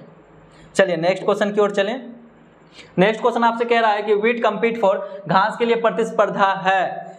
अगर आपके एक्चुअल फसल में अगर आपने वीट लगाया है, पेडी लगाया है या किसी भी फसल आपने अपने फील्ड में लगाया है, उसमें अगर क्या हो जाए कि खरपतवार उग जाए तो आपके फसल और खरपतवार में किस टाइप का कंपटीशन देखने को मिलेगा वो आपको बताना है। पहला, न्यूट्रिएंट्स के लिए कंपटीशन होगा दोनों फसल में, या लाइट्स के लिए कंपटीशन होंगे, या मॉइस्चर के लिए होंगे, या ऑल ऑफ दिस, इनमें से तीनों चीज के लिए कंपटीशन होंगे। तो कौन सा इनमें से सही होगा? तो इनमें से ऑल ऑफ दिस, जो खरपतवार होते हैं वो फसल से कंपटीशन करते हैं न्यूट्रिएंट्स के लिए, लाइट्स के लिए, मॉइस्चर के लिए। यही रीजन होता है कि अगर आपके फसल में खरपतवार है तो उनका कंप्लीट इरेडिकेशन, उन्मूलन किया जाता है, नहीं तो वो क्या करेंगे, आपके फसल से पहले न्यूट्रिएंट्स को एब्जॉर्ब कर लेंगे, लाइट्स को एब्जॉर्ब करेंगे एंड मॉइस्चर को एब्जॉर्ब कर लेंगे। खरपतवार के जो बीज होते हैं वो काफी गहराई में चले जाते हैं, उतने गहराई में आपके फसल के भी जड़ नहीं जाएंगे न्यूट्रिएंट्स को एब्जॉर्ब करने के लिए। इसीलिए ये रीजन होता है कि खरपतवार का कंप्लीट इरेडिकेशन किया जाता है। और आपको पता होंगे कि खरपतवार से टोटल कितने लॉसेस होते हैं। खरपतवार से लॉसेस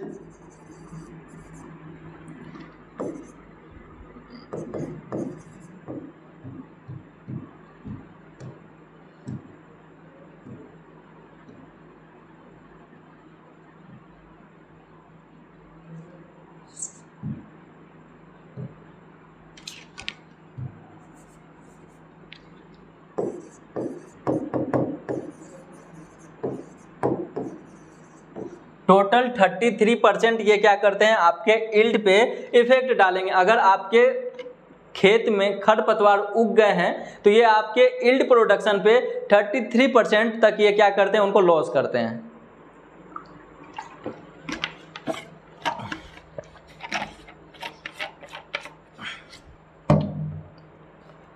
ये क्या करते हैं, आपके फसल का जो उत्पादन होगा उसमें 33% तक आपको लॉस देखने पड़ जाएंगे अगर आप खरपतवार का नियंत्रण नहीं करोगे तो।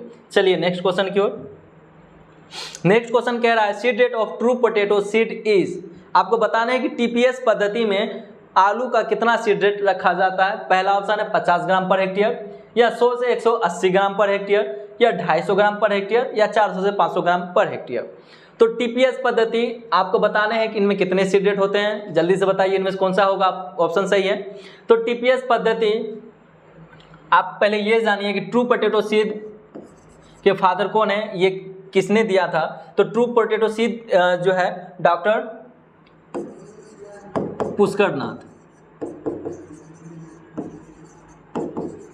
Father of true potato seed doctor Pushkar Nath ji ने दिया था। उसके बाद ये किस मेथड में यूज किए जाते हैं, तो सीड प्लॉट टेक्निक किस में यूज किए जाते हैं, ये टीपीएस मेथड किस में यूज किए जाते हैं, तो सीड प्लॉट टेक्निक। आप इसको जस्ट उल्टा मतलब पलट के पढ़ोगे एसपीटी, तो सीड प्लॉट टेक्निक में ये क्या किए जाते हैं, यूज किए जाते हैं। एसपीटी मेथड से ट्रू पोटैटो सीड का कल्टीवेशन किया जाता है। तो ये क्या होते हैं, सीड प्लॉट टेक्निक। लिख लें सीड प्लॉट टेक्निक, ठीक है। सीड प्लॉट टेक्निक, इनके जो साइंटिस्ट है वो कौन थे, डॉक्टर रामानुजन जी।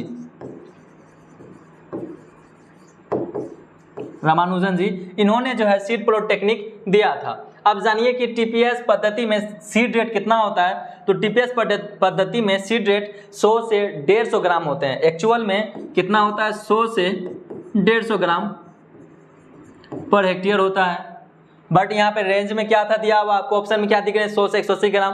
तो आपको यही आंसर लगाना है। सीड रेट इनका कितना होता है, 100 से 150 ग्राम पर हेक्टेयर। अगर आप ट्रू पोटैटो सीड मेथड से आप अगर आलू का कल्टीवेशन करते हो, ऐसे अगर आप आलू को उनके बर्ड लगाओगे, एक बर्ड में कम से कम आलू में क्या होते हैं, आंखें होती है। आपने आलू देखा होगा, उनमें गड्ढे गड्ढे टाइप के होते हैं। ये आपका आलू है तो उसमें इस टाइप की आंखें बनी होती है। तो क्या किया जाता है कि मिनिमम आलू को काट के लगाया जाता है इन जनरल। तो उसमें क्या किए जाते हैं कि कम से कम उनमें 3 आंखें होनी चाहिए, ठीक है, 2-3 आंखें होनी चाहिए। और इसका वेट कितना होना चाहिए, 25 ग्राम होना चाहिए। तो 25 ग्राम वेट वाले आलू को फील्ड में जब लगाएंगे तो इसका सीड रेट कितना होता है, 30 क्विंटल। 30 क्विंटल पर हेक्टेयर इनका सीड रेट होता है। ओके, कितना होता है इनका सीड रेट, तो 30 क्विंटल पर हेक्टेयर इनका सीड रेट होता है।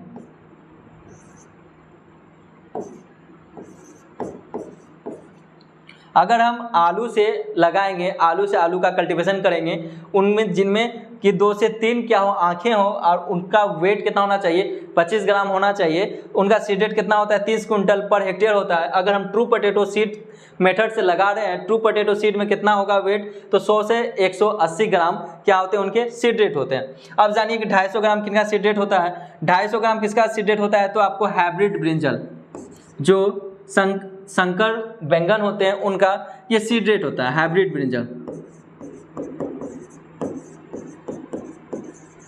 हाइब्रिड ब्रिंजल का सीड रेट कितना होता है 250 ग्राम होता है। या जो शिमला मिर्च होते हैं स्वीट पीपर, उनका सीड रेट भी क्या होता है 250 ग्राम होता है। लिख लीजिएगा स्वीट पीपर।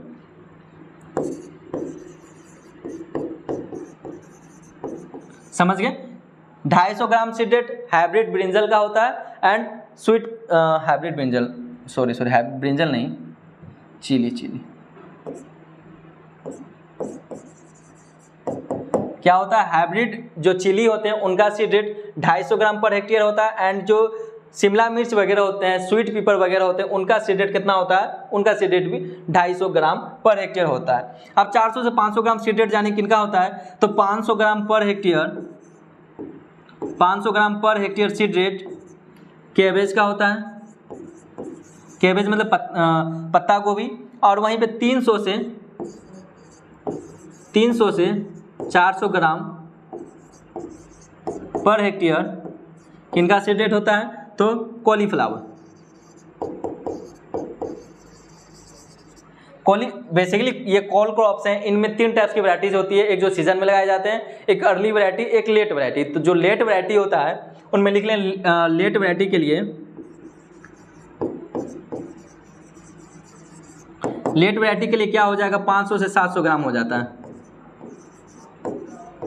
ठीक है, फूल गोभी और पत्ता गोभी ये दोनों में लेट वैरायटी के लिए क्या हो जाएंगे 500 से 700 ग्राम हो जाते हैं। और जब सीजन में लगाएंगे कॉलीफ्लावर तो 300 से 400 ग्राम एंड केबेज का जब सीजन में लगाएंगे तो 500 ग्राम पर हेक्टेयर। जब हम लेट उनका सोइंग करेंगे, लेट वैरायटी लेंगे, लेट सीजन में भी आप देखते हो कि मार्केट में कॉलीफ्लावर और केबेज आज के डेट में मिलते हैं, तो उनका सीड रेट कितना लिया जाता है, तो 500 से 700 ग्राम उनका सीड रेट होता है। तो यहाँ पे आपने ये देख लिया कि seed rate of true potato seed कितना होता है 100 से 180 ग्राम। एक्चुअल में कितने होते हैं 100 से 150 ग्राम रेंज में दिया गया, तो याद रखिएगा। दूसरी बात, ट्रू पोटैटो सीड के जो साइंटिस्ट थे वो कौन थे, डॉक्टर पुष्कर नाथ। और ये किस में यूज किया जाता है, ट्रू पोटैटो सीड जो होता है सीड प्लॉट टेक्निक विधि से इनका कल्टीवेशन किया जाता है। तो ये किन्होंने दिया था, तो डॉक्टर रामानुजन ने। एंड दूसरी बात 250 ग्राम पर hectare seed rate hybrid chilli का होता है। जो संकर मिर्च होते हैं उनका सीड रेट कितना होता है 250 ग्राम पर हेक्टेयर होता है। या स्वीट पीपर किसका होता है, स्वीट पीपर का कितना होता है, तो 250 ग्राम पर हेक्टेयर होते हैं। 400 से 500 ग्राम पर हेक्टेयर किनका होगा, तो 500 ग्राम पर हेक्टेयर किनका होता है, केबेज का होता है। और 300 से 400 ग्राम पर हेक्टेयर कॉलीफ्लावर का होता है। लेट वैरायटी लेंगे कैबेज का तो 500 से 700 ग्राम पर हेक्टेयर एंड कॉलीफ्लावर के भी कितने होते हैं 500 से 700 ग्राम पर हेक्टेयर। लेट वैरायटी जब हम ऑफ सीजन में लेंगे तो ये उनका सीड रेट होता है। तो समझ गए होंगे आप लोग बहुत अच्छे तरीके से। तो हम लोग क्या करते हैं अब नेक्स्ट लेक्चर की ओर, नेक्स्ट क्वेश्चन की ओर प्रोसीड करेंगे। चलिए नेक्स्ट क्वेश्चन आप लोग पढ़िए। यहाँ देख रहे हो कि क्रॉप्स एंड उनसे रिलेटेड डिसऑर्डर। आपको क्या करना है कि यहाँ क्रॉप्स और उनसे रिलेटेड आपको क्या करना है, डिसऑर्डर बताने हैं कि ये कौन से इनके डिसऑर्डर हैं। पहला मैंगो, सिट्रस, पोमोग्रेनेट एंड गावा। आम और ये सिट्रस में जितने भी आएंगे, मैंड्रीन हो जाए, ऑरेंज हो जाए, या आपका नींबू आता है। पोमग्रेनेट, अनार एंड गावा ये क्या है आपके क्रॉप्स हैं। डिसऑर्डर क्या है, ब्राउजिंग है, ग्रेनुलोशन है, फ्रूट क्रैकिंग है एंड स्पॉन्जी टिश्यू है। आपको क्या करना है, ये मैच करना है। यहाँ लिखा गया है कि आपको ये बताने हैं कि मैंगो में कौन से डिसऑर्डर देखे जाते हैं, सिट्रस में कौन से, पोमोग्रेनेट में कौन से एंड गावा में कौन से। इनके ऑप्शन आपको नेक्स्ट क्वेश्चन पे, ये नेक्स्ट स्लाइड पे दिया गया है, तो आप लोग देख लेना, ठीक है। तो आपको यहाँ पहले आप क्या करो, मिलान करो। तो आपको पता होंगे कि मैंगो में क्या होता है, स्पॉन्जी टिश्यू डिजीज जो है ये डिसऑर्डर देखा जाता है। आम में स्पॉन्जी टिश्यू क्यों होता है, ये क्या होते हैं कि टेम्परेचर में उतार चढ़ाव के कारण होता है। टेम्परेचर घट रहा है, बढ़ रहा है, इस कारण क्या होता है, टेम्परेचर के कारण आपको आम में स्पॉन्जी टिश्यू होते हैं। और ये सबसे ज़्यादा स्पॉन्जी टिश्यू जो अल्फांसो आम में देखा जाता है, अल्फांसो आम में।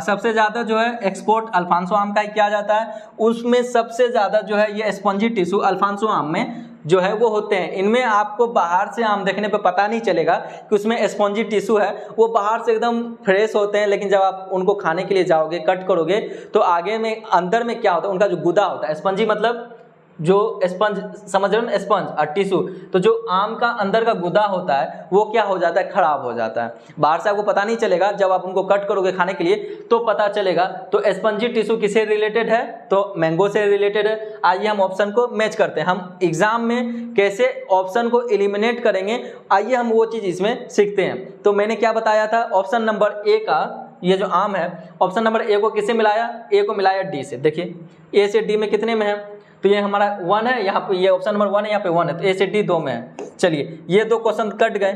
हम क्या करेंगे एग्जाम में, ये सारे चीज़ को नहीं मिलाएंगे, हम क्या करेंगे, चेक करेंगे कि इनमें से एलिमिनेट करने की कोशिश करेंगे। आज जब आप एलिमिनेट करना जान जाओगे तो विद इन सेकेंड आप उनका आंसर निकाल लोगे। आइए अब हम फिर से क्वेश्चन को देखते हैं कि फिर क्या है, पोमोग्रेनेट। आपको इनमें से जो भी आ रहा होगा तो आपको उसके अकॉर्डिंग आपको क्या करना है, एलिमिनेट करना है। तो पहले देखिए सिट्रस, सिट्रस में क्या होता है, ग्रेनुलेशन होता है, ग्रेनुलेशन, ठीक है। सिट्रस में क्या होता है, तो ग्रेनुलेशन होते हैं। 2 का क्या दिया गया, बी। देखिए फर्स्ट का क्या था, डी, 2 का क्या दिया गया है, बी। तो यहाँ पर दोनों अभी तक सही हैं। चलिए अब फिर से क्वेश्चन को देखते हैं। क्वेश्चन कह रहा है पोमग्रेनेट, पोमग्रेनेट में कौन सा डिसऑर्डर होता है, तो पोमग्रेनेट में बोरोन की डिफिशियंसी से क्या हो जाते हैं, फ्रूट क्रैकिंग होते हैं ड्यू टू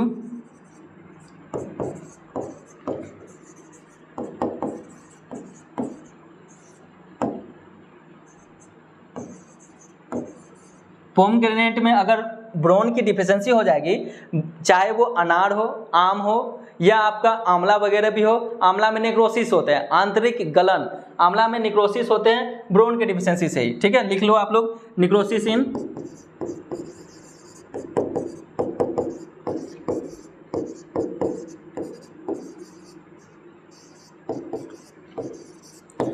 आंवला में बोरोन की डिफिशियंसी से नेक्रोसिस होता है। नेक्रोसिस क्या होते हैं कि वो आंत्र गलन होते हैं, तो आंवला में भी नेक्रोसिस बोरोन की डिफिशियंसी से होते हैं। और अनार में जो फल होते हैं, आप देखते होंगे कि जो प्लांट्स है अनार का, वो पेड़ में फल लगे हुए हैं, आप कुछ अनार को देखते होंगे 2-4 कि वो फट जाते हैं, फट के उनके अंदर का जो दाना होता है आपको वो दिखता है। तो ये फटने का कारण क्या है कि उनमें बोरोन की डिफिशियंसी है। बोरोन की डिफिशियंसी के कारण फ्रूट क्रैकिंग होते हैं, चाहे वो क्या हो जाए, अनार हो जाए या इसमें नेक्रोसिस हो जाते हैं आंवला में, आंतरिक गलन बोलते हैं इनको।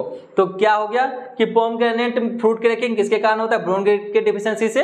तो आइए 3 का क्या ऑप्शन है, सी। आइए यहाँ पे हम लोग मैच करते हैं। देखिए यहाँ पे क्या है, 3 का सी, यहाँ पे ये क्या हो गया, अलग हो गए। अब आप इसको क्या करो कि काट दो। तो इस तरह हम क्या करते हैं, एग्जाम में जल्दी से क्वेश्चन को एलिमिनेट करते हैं। पहला कि 1 का डी था, दोनों में डी है, ये 2 कट गए, काट देंगे। फिर क्या है 2, सेकंड का क्या था, बी, यहाँ तक सही है। फिर सी में क्या था, 3 का सी होगा, यहाँ पे ए था, तो यहाँ पे ये ऑप्शन कट गए। इस तरह हम क्या करेंगे, एग्जाम में ऑप्शन को एलिमिनेट करना सीखेंगे। अभी आप सीख जाओ एलिमिनेट करना और एग्जाम में एकदम धुआं करके आना है।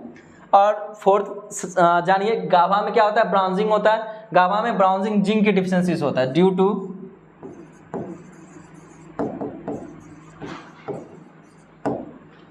डिफिशियंसी, यानी ये डिफिशियंसी ऑफ जिंक।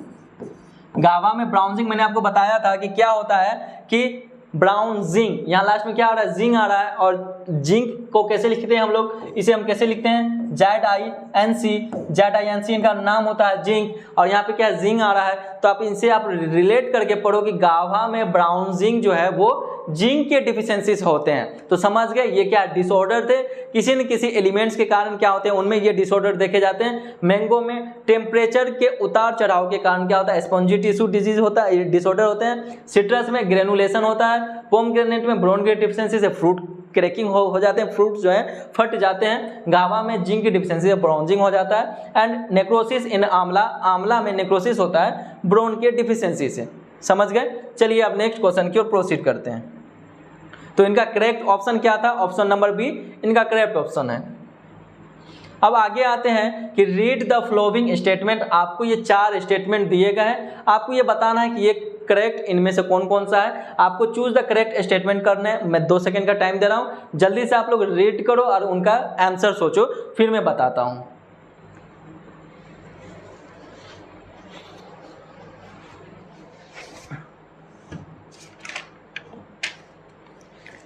समझ गए? चलिए देखते हैं। पहला ऑप्शन कह रहा है कि extra early variety of mango is Bombay green. आपको बताने हैं कि एक्स्ट्रा अर्ली वैरायटी यानी कि सबसे पहले पकने वाला आम का कौन सा वैरायटी है, ये कह रहा है बम्बई ग्रीन। चलिए ठीक है। फिर कह रहा है Arka Aruna is cross of Banganapalli and Alphonso. ये कह रहे हैं कि जो अर्का अरुणा आम की वैरायटी है, इनकी उत्पत्ति जो है वो 2 वैरायटीज को क्रॉस करके बनाया गया है, यानी कि क्या है कि हाइब्रिड वैरायटी है अर्का अरुणा। इनको किससे बनाया गया है? बैंगनपल्ली का क्रॉस किया गया अल्फांसो से। ठीक है, देखते हैं आगे। फिर क्या है कि for rainy season seed rate of okra is 8 to 10 kg per hectare. Third option कह रहा है कि जो भिंडी है, जो भिंडी को हम अगर बरसात वाले सीजन में लगाते हैं, बरसात वाले सीजन में हम भिंडी को लगाएंगे तो उनका सीड रेट 8 से 10 kg होगा, ये स्टेटमेंट कह रहा है। फिर फोर्थ स्टेटमेंट है onion bolting is due to high temperature. तो आपको इनमें से ऑप्शन बताने हैं कि कौन से सही है, ACD, AB, AC या ABC, इनमें से कौन से सही है, जल्दी से बताइए आप लोग। तो मैं बता दूं, इनमें से आपके ABC ये 3 आपके सही हैं। कौन से? कि extra early variety of mango, ये सही बात है। और ये मैंगो सबसे पहले कहाँ होता है? तो बिहार में होता है, ये Bihar. Okay, extra early variety जो बम्बई है ये सबसे पहले बिहार में तैयार होता है। दूसरी बात है Arka Aruna cross of Banganapalli and Alphonso, ये भी बिल्कुल सही कह रहा है। और for rainy season seed rate of okra is 8 to 10 kg, ये भी बिल्कुल सही कह रहा है। जब हम बरसात वाले सीजन में भिंडी को लगाते हैं तो उस टाइम हम इनका सीड रेट 8 से 10 kg लेंगे। और यहाँ पे एक और नोट डाउन कर लें आप लोग, ये किसके लिए है? रेनी सीजन के लिए है। यहाँ पे आप लोग नोट डाउन कर लेंगे कि जब रेनी सीजन में नहीं होगा तो हम क्या करेंगे, उनको ड्राई सीजन। ड्राई सीजन में ओकड़ा का सीड रेट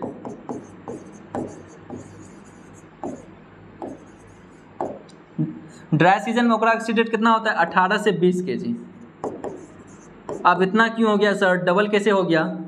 देखिए क्या है, बरसात के सीजन में बीज को फेवरेबल कंडीशन मिलता है, मॉइस्चर मिल गया और इनको फेवरेबल कंडीशन मिलते हैं जर्मिनेशन होने के लिए, तो यहाँ पे इनका सीड रेट कम होता है। ड्राई सीजन में क्या है कि अगर बारिश नहीं हुई तो अगर हम ज़्यादा से ज़्यादा बीज लेंगे तो जितना हम चाह रहे थे, जितना 8 से 10 kg पर हेक्टेयर में जितने प्लांट्स निकलेंगे, उतने प्लांट्स ड्राई सीजन में जो होगा वहाँ पे हमको 18 से 20 kg सीड रेट लेने होंगे, ताकि कुछ बीज अगर जर्मिनेट ना भी हो तो कम से कम ये घटते 8 से 10 kg पे जो हमको चाहिए प्लांट्स के पॉपुलेशन वो मिल जाएंगे। तो जो ड्राई सीजन होते हैं जहाँ पे बरसात नहीं होती है, ड्राई सीजन को इससे अच्छा आप लोग लिख लो समर सीजन में।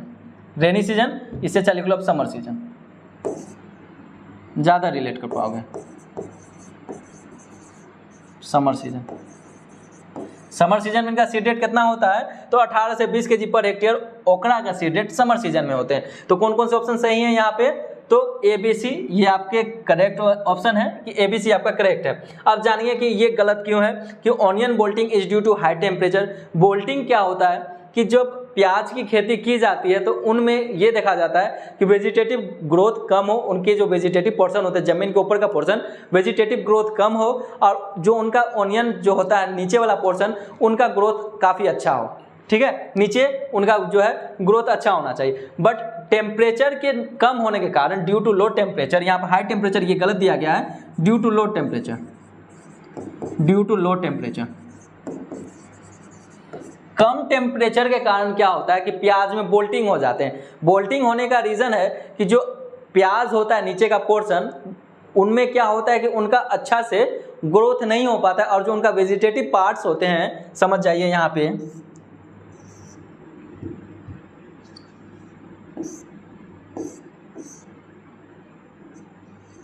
ये प्याज है नीचे में, समझ जाइए, ठीक है। तो ये जो इनका वेजिटेटिव पार्ट्स होता है, जो ऊपर की लीफ होती है, पत्तियां, इनमें बोल्टिंग हो जाता है। बोल्टिंग क्या होता है कि इनके ऊपर में लास्ट स्टेज में क्या होता है, जब प्याज आपका मैच्योर हो जाएगा, लास्ट स्टेज में यहाँ पे फ्लावरिंग होता है ना, इस टाइप के फ्लावरिंग होते हैं। बट जब बोल्टिंग होता है, इनको लो टेम्परेचर मिलता है, वो क्या करते हैं कि आपके ये जो फ्रूट्स हैं इनका फॉर्मेशन ना होकर वो क्या कर देता है, इनका वेजिटेटिव ग्रोथ काफ़ी ज़्यादा हो जाता है, काफ़ी ज़्यादा वेजिटेटिव ग्रोथ हो जाएंगे और ये इनमें क्या होंगे कि फूल जो है वो ज़्यादा से ज़्यादा लगने लगेंगे। ये होता है आपका वोल्टिंग। ठीक है, तो समझ जाइए कि प्याज में वोल्टिंग कब होते हैं, तो ये लो टेम्परेचर पर होते हैं। प्याज में कब होते हैं, तो ये लो टेम्परेचर पे होते हैं। इसी कारण ये आपका ऑप्शन नंबर 4 क्या था, गलत था। करेक्ट क्या थे, 1 2 3 ये क्या थे, यानी ABC आपका करेक्ट ऑप्शन था। आम की ये जो बम्बई ग्रीन वैरायटी है, ये बिहार में सबसे पहले पककर तैयार होती है और ये अर्ली वैरायटी है। बहुत जल्दी मार्केट में आपको जो आम मिलती है वो बम्बई ग्रीन आता है मार्केट में पक के। और अर्का अरुणा क्या है, ये इनको जो है डेवलप किया गया है बैगनपल्ली एंड अल्फांसो से क्रॉस कराकर। एंड रेनी सीजन में जो ओकरा का सीड्रेट है, भिंडी कहते हैं, भिंडी को हम क्या कहते हैं, सब्जियों की रानी कहते हैं। सब्जियों का राजा हम किसे कहते हैं, तो याद रखिएगा, पोटैटो को हम सब्जियों का राजा कहते हैं, आलू को किंग ऑफ वेजिटेबल्स कहा जाता है, सब्जियों का राजा, और सब्जियों की रानी हम ओकरा को कहते हैं, क्वीन ऑफ वेजिटेबल क्रॉप्स ओकरा, याद रखिएगा। इसे हम क्या कहते हैं, क्वीन भी कहते हैं, क्वीन ऑफ वेजिटेबल क्रॉप्स।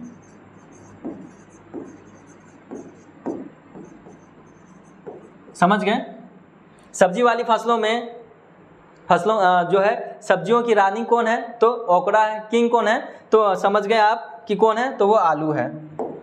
चलिए नेक्स्ट क्वेश्चन पे। नेक्स्ट क्वेश्चन कह रहा है कि poly embryony root stock of mango, आम का बहुभ्रूणता मूल वृंत कौन से हैं। पॉली एम्ब्रियोनी क्या होता है, पॉली एम्ब्रियोनी एक बीज से 2 से 3-4 प्लांट्स जर्मिनेट होना पॉली एम्ब्रियोनी कहलाता है। आप देखे होंगे जब आप आम के बीज, आम खा के उनके बीज को फेंक देते हो कहीं भी, तो उनमें से 5-6 प्लांट्स एक बीज से वो जर्मिनेट कर जाते हैं, उसी को कहा जाता है पॉली एम्ब्रियोनी। पॉली एम्ब्रियोनी जो है किसमें किसमें होता है, याद रखिएगा, मैंगो के साथ सिट्रस, दूसरी है जामुन। इन 3 फसलों में क्या होता है, पॉली एम्ब्रियोनी होता है। पॉली एम्ब्रियोनी के कारण ही एक बीज से 4 5 6 7 आपको प्लांट्स देख सकते हैं। आम का सीजन है अभी, आप किसी भी आम के गुठली को फेंक देना, आप वो देखोगे जब वो जर्मिनेट होगा तो उनमें कम से कम 2-3 प्लांट्स तो मिलेंगे ही मिलेंगे, इसलिए इसे पॉली एम्ब्रियोनी कहा गया। अब कहा गया कि रूट स्टॉक। रूट स्टॉक क्या होते हैं, ये क्या है कि आम का प्लांट्स है। ओके, ये आम का प्लांट्स है, ये क्या है, आम का प्लांट्स है, और ये इनका रूट है। ठीक है, तो क्या होते हैं कि 2 चीज़ होते हैं, एक सायन होता है, एक रूट स्टॉक होता है। अगर हम किसी भी वैरायटी को डेवलप करने के लिए 2 अलग वैरायटीज़ है, हम क्या करते हैं कि अगर किसी बाहर की वैरायटी है, उनको हम इंडिया में ग्रो कराना चाहते हैं, अगर उनका अच्छा प्रोडक्शन है, बाहर में अच्छी क्वालिटी की उनमें फ्रूट्स लगती हैं, तो हम क्या करते हैं, उनका वेजिटेटिव पार्ट लेके आते हैं। यहाँ पे कोई स्टेम होगा, उनको क्या करते हैं, कट करके यहाँ के पोर्शन को हम ले आते हैं, हम यहाँ इंडिया लाएंगे, और इंडिया में अगर कंप्लीट प्लांट्स हम इंडिया में लगा रहे हैं, तो अगर वो क्या होंगे कि नहीं लगते हैं, उनको फेवरेबल क्लाइमेटिक कंडीशन नहीं मिल पा रहा है, उनको यहाँ का सॉइल पसंद नहीं आ रहा है, उनको ना यहाँ का एनवायरनमेंट पसंद आ रहा है, तो इस कंडीशन में हम क्या करते हैं उनमें कि वहाँ के जो मैंगो की वैरायटीज है उनका सायन लाएंगे। सायन क्या होता है कि ऊपर के पोर्शन, स्टेम वगैरह, लीव्स वगैरह, ऊपर के पोर्शन को किसी दूसरे यानी बाहर से लाते हैं, किसी दूसरे प्लांट से लाते हैं, उसे हम सायन कहेंगे। और इंडिया में अगर कोई वैरायटी है वो अच्छा यहाँ पे ग्रो कर रहा है, उनकी अच्छी रूट एक्सपांसन हो रही है, उनकी जड़ें अच्छी फैल रही है, हम क्या करेंगे, उनका रूट स्टॉक यूज करेंगे। इसे हम क्या कहेंगे, रूट स्टॉक। ये क्या हो गया, रूट स्टॉक हो गया। ऊपर का पोर्शन क्या हो जाएगा, सायन हो जाएगा। तो हम क्या करते हैं कि बाहर से हमने क्या किया, सायन लाया, और इंडिया में जो आम की वैरायटी है उनका हमने क्या कर लिया, रूट स्टॉक ले लिया। फिर उनको हम क्या करेंगे, सायन को रूट स्टॉक के साथ मर्ज कर एक न्यू वैरायटी डेवलप कर देंगे। उसी को हम क्या कहते हैं कि ये रूट स्टॉक है मेरा और वो सायन है, तो जो जड़ें हैं वो अच्छा यहाँ पे एक्सपांसन कर रही है, वो एक्सपांसन करेगी, और जो वेजिटेटिव ग्रोथ होगा उनमें अच्छा प्रोडक्शन होगा फ्रूट्स का, मैंगो का। तो यही होता है रूट स्टॉक। तो क्वेश्चन कह रहा है कि आपको बताना है poly embryony root stock of mango, mango का पॉली एम्ब्रियोनी रूट स्टॉक इनमें से कौन कौन से हैं। पहला ओलियोर, दूसरा है विलियन कोलम्बन, फिर है चंद्रकरण, फिर क्या ऑल ऑफ दीज। तो यहाँ पे आपके सारे के सारे क्या हैं, ड्वार्फ क्या है, ये रूट स्टॉक है मैंगो की, ये सारे के सारे पॉली एम्ब्रियोनी रूट स्टॉक हैं। ये सारे पॉली रूट स्टॉक कहने का मतलब ये जो आम की वैरायटीज होगी ये उनका रूट स्टॉक, रूट मतलब नीचे का पोर्शन, स्टॉक मतलब कि रूट के पास का जो पोर्शन होगा, ये रूट के पास का पोर्शन है ना, तो ये क्या हो गया आपका रूट स्टॉक हो गया। तो वही है, ये तीनों वैरायटीज क्या है, पॉली एम्ब्रियोनी वैरायटी है आम का, ये रूट स्टॉक है पॉली एम्ब्रियोनी का। समझ गए होंगे आप अच्छी तरीके से, याद भी रखिएगा। आपका ये विलियम कोलम्बन आ चुका है एग्जाम में कि इनमें से कौन सी आम की पॉली एम्ब्रियोनी रूट स्टॉक है। ओके, समझ गए। तो ये क्या है, विलाई कोलम्बन आम की पॉली एम्ब्रियोनी रूट स्टॉक है, और ये ड्वार्फ रूट स्टॉक है, ये भी याद रखिएगा। ये क्या है, ड्वार्फ रूट स्टॉक है, यानी कि बोना, ड्वार्फ मतलब होता है छोटा होना, बोना होना। तो यहाँ पे 3 पॉली एम्ब्रियोनी रूट स्टॉक है, उनमें से Vellai Kolamban dwarf root stock है। नेक्स्ट क्वेश्चन की ओर प्रोसीड करें। चलिए यहाँ देखिए कि which mango variety is suitable for kitchen gardening. आपको बताने हैं कि किचन गार्डनिंग के लिए आम की इनमें से कौन सी वैरायटी सुटेबल होती है। पहला मल्लिका, दूसरा लंगड़ा, तीसरा अमरपाली, चौथा नीलम। किचन गार्डनिंग क्या होता है ये समझिए पहले, कि क्या होते हैं कि जब हम लोग मार्केट में रहते हैं, शहरों में रहते हैं, हमारे पास उतना एरिया नहीं होता कि हम क्या करें एक अलग से आम का बगीचा लगाएं, नहीं होता। छोटा सा जो जगह होता है जहाँ पे किचन का पानी जाता है, छोटे से जगह में हम क्या कर देते, थोड़ा बहुत कुछ ना कुछ लगा देते हैं। कुछ सब्जी वाली क्रॉप्स लगा दिए, या जैसे कि आम लगा दिए। तो जब आम लगा दिए तो वहाँ पे कौन सी वैरायटी लगाएंगे।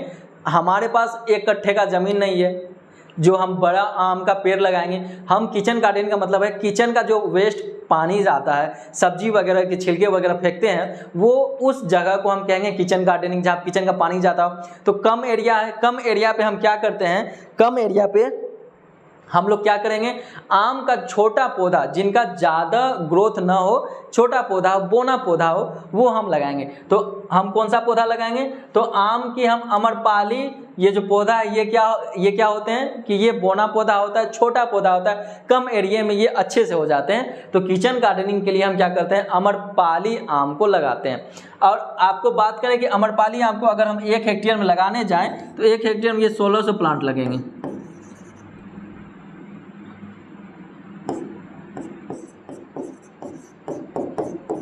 एक हेक्टेयर में अगर हम अमरपाली आम को लगाएं तो 1 हेक्टेयर में 1600 प्लांट आपको लगेंगे।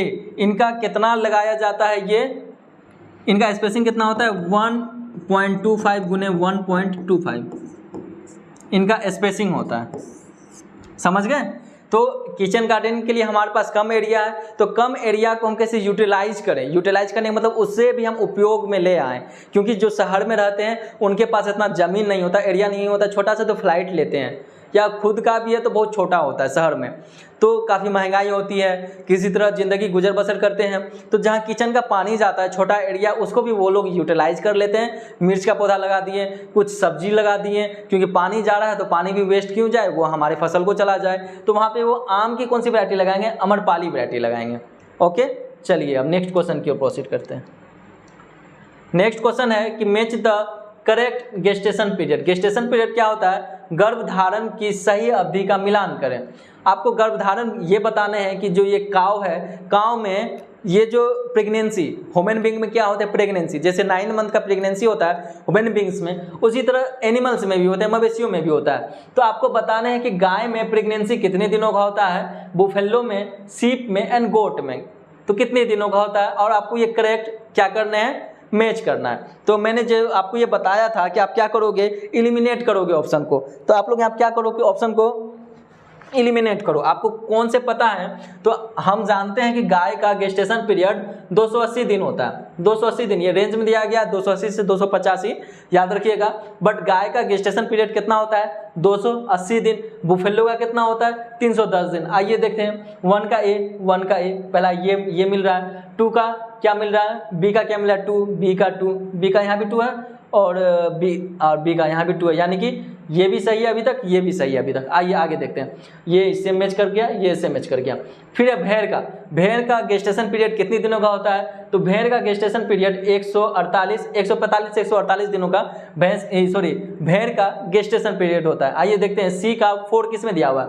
यहाँ सी का 3 है और यहाँ पे सी का 4 है। देखिए हम लोगों को ये चौथा ऑप्शन देखने की जरूरत भी नहीं पड़ी, हम लोग 3 ऑप्शन देखे छाट लिए। तो इस तरह हम क्या करेंगे, एलिमिनेट करेंगे।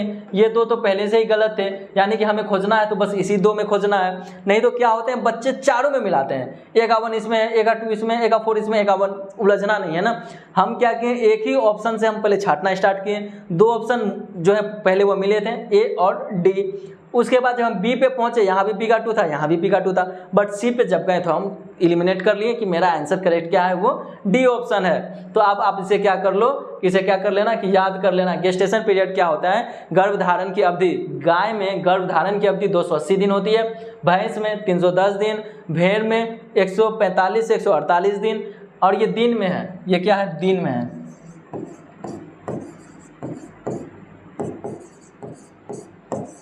ये सारे क्या है? दिन में है। और बकरी में गेस्टेशन पीरियड 150 दिनों का होता है। तो समझ गए कि गर्भधारण क्या होता है, और सारे ये इंपॉर्टेंट्स हैं आपके लिए। जो इंपॉर्टेंट एनिमल से आपके एग्जाम में क्वेश्चन बनते हैं वही दिए गए हैं, तो आपको ये क्या कर लेने हैं, याद कर लेने हैं, समझ लेने हैं।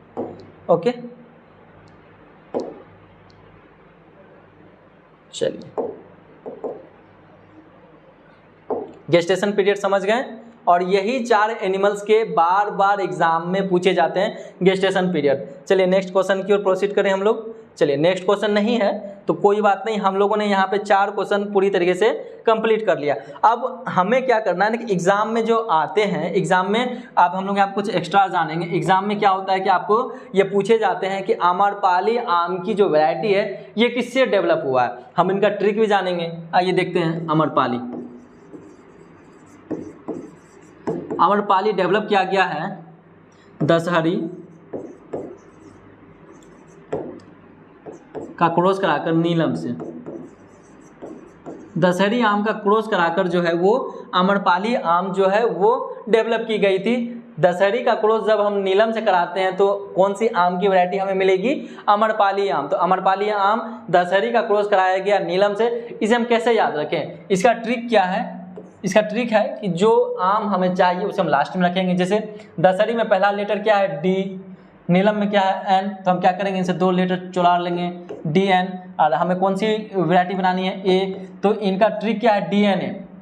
तो आम्रपाली आम की वैरायटी किससे डेवलप की गई है? दशहरी का क्रॉस कराकर नीलम से। समझ गए? समझ गए?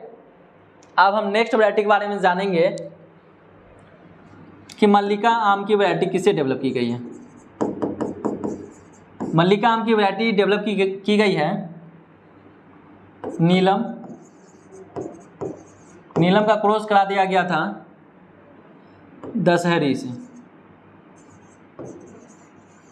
यहाँ देख रहे हो क्या चीज़ कि जब हम दशहरी का क्रॉस कराते हैं नीलम से, पहले दशहरी लिया गया बाद में नीलम, तो आम्रपाली आम जो है वो डेवलप होते हैं। वहीं जब हम नीलम का क्रॉस कराते हैं दशहरी से, हमें मल्लिका मिलता है। इसका आपको क्या याद रखना है? तो NDM। इसका क्या है ट्रिक? इसको आप कैसे याद रखोगे? तो NDM से आप क्या करोगे? इसे याद रखोगे। इस तरह आपको क्या करना है? याद रखना है। और फिर थर्ड वैरायटीज आपको क्या रखने हैं? रत्ना। रत्ना किससे डेवलप किए गए हैं?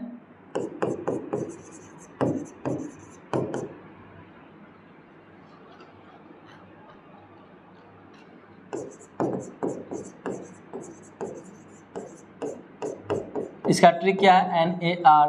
यानी कि जब नीलम का क्रॉस कराया गया अल्फांसो से, तो इससे आम की कौन सी वैरायटी डेवलप हो गई? तो रत्ना डेवलप हो गई। ओके, फिर आपका नेक्स्ट वैरायटी है सिंधु। सिंधु किससे डेवलप की गई है? तो रत्ना,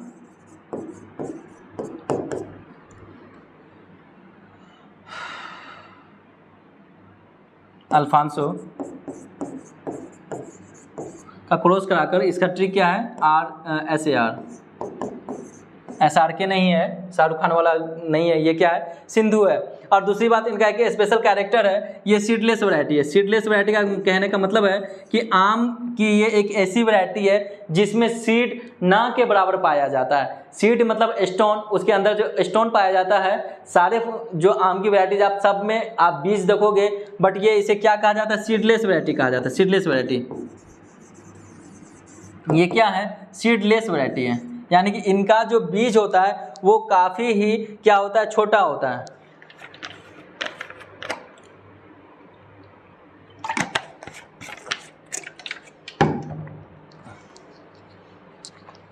फिर है साई सुगंधा।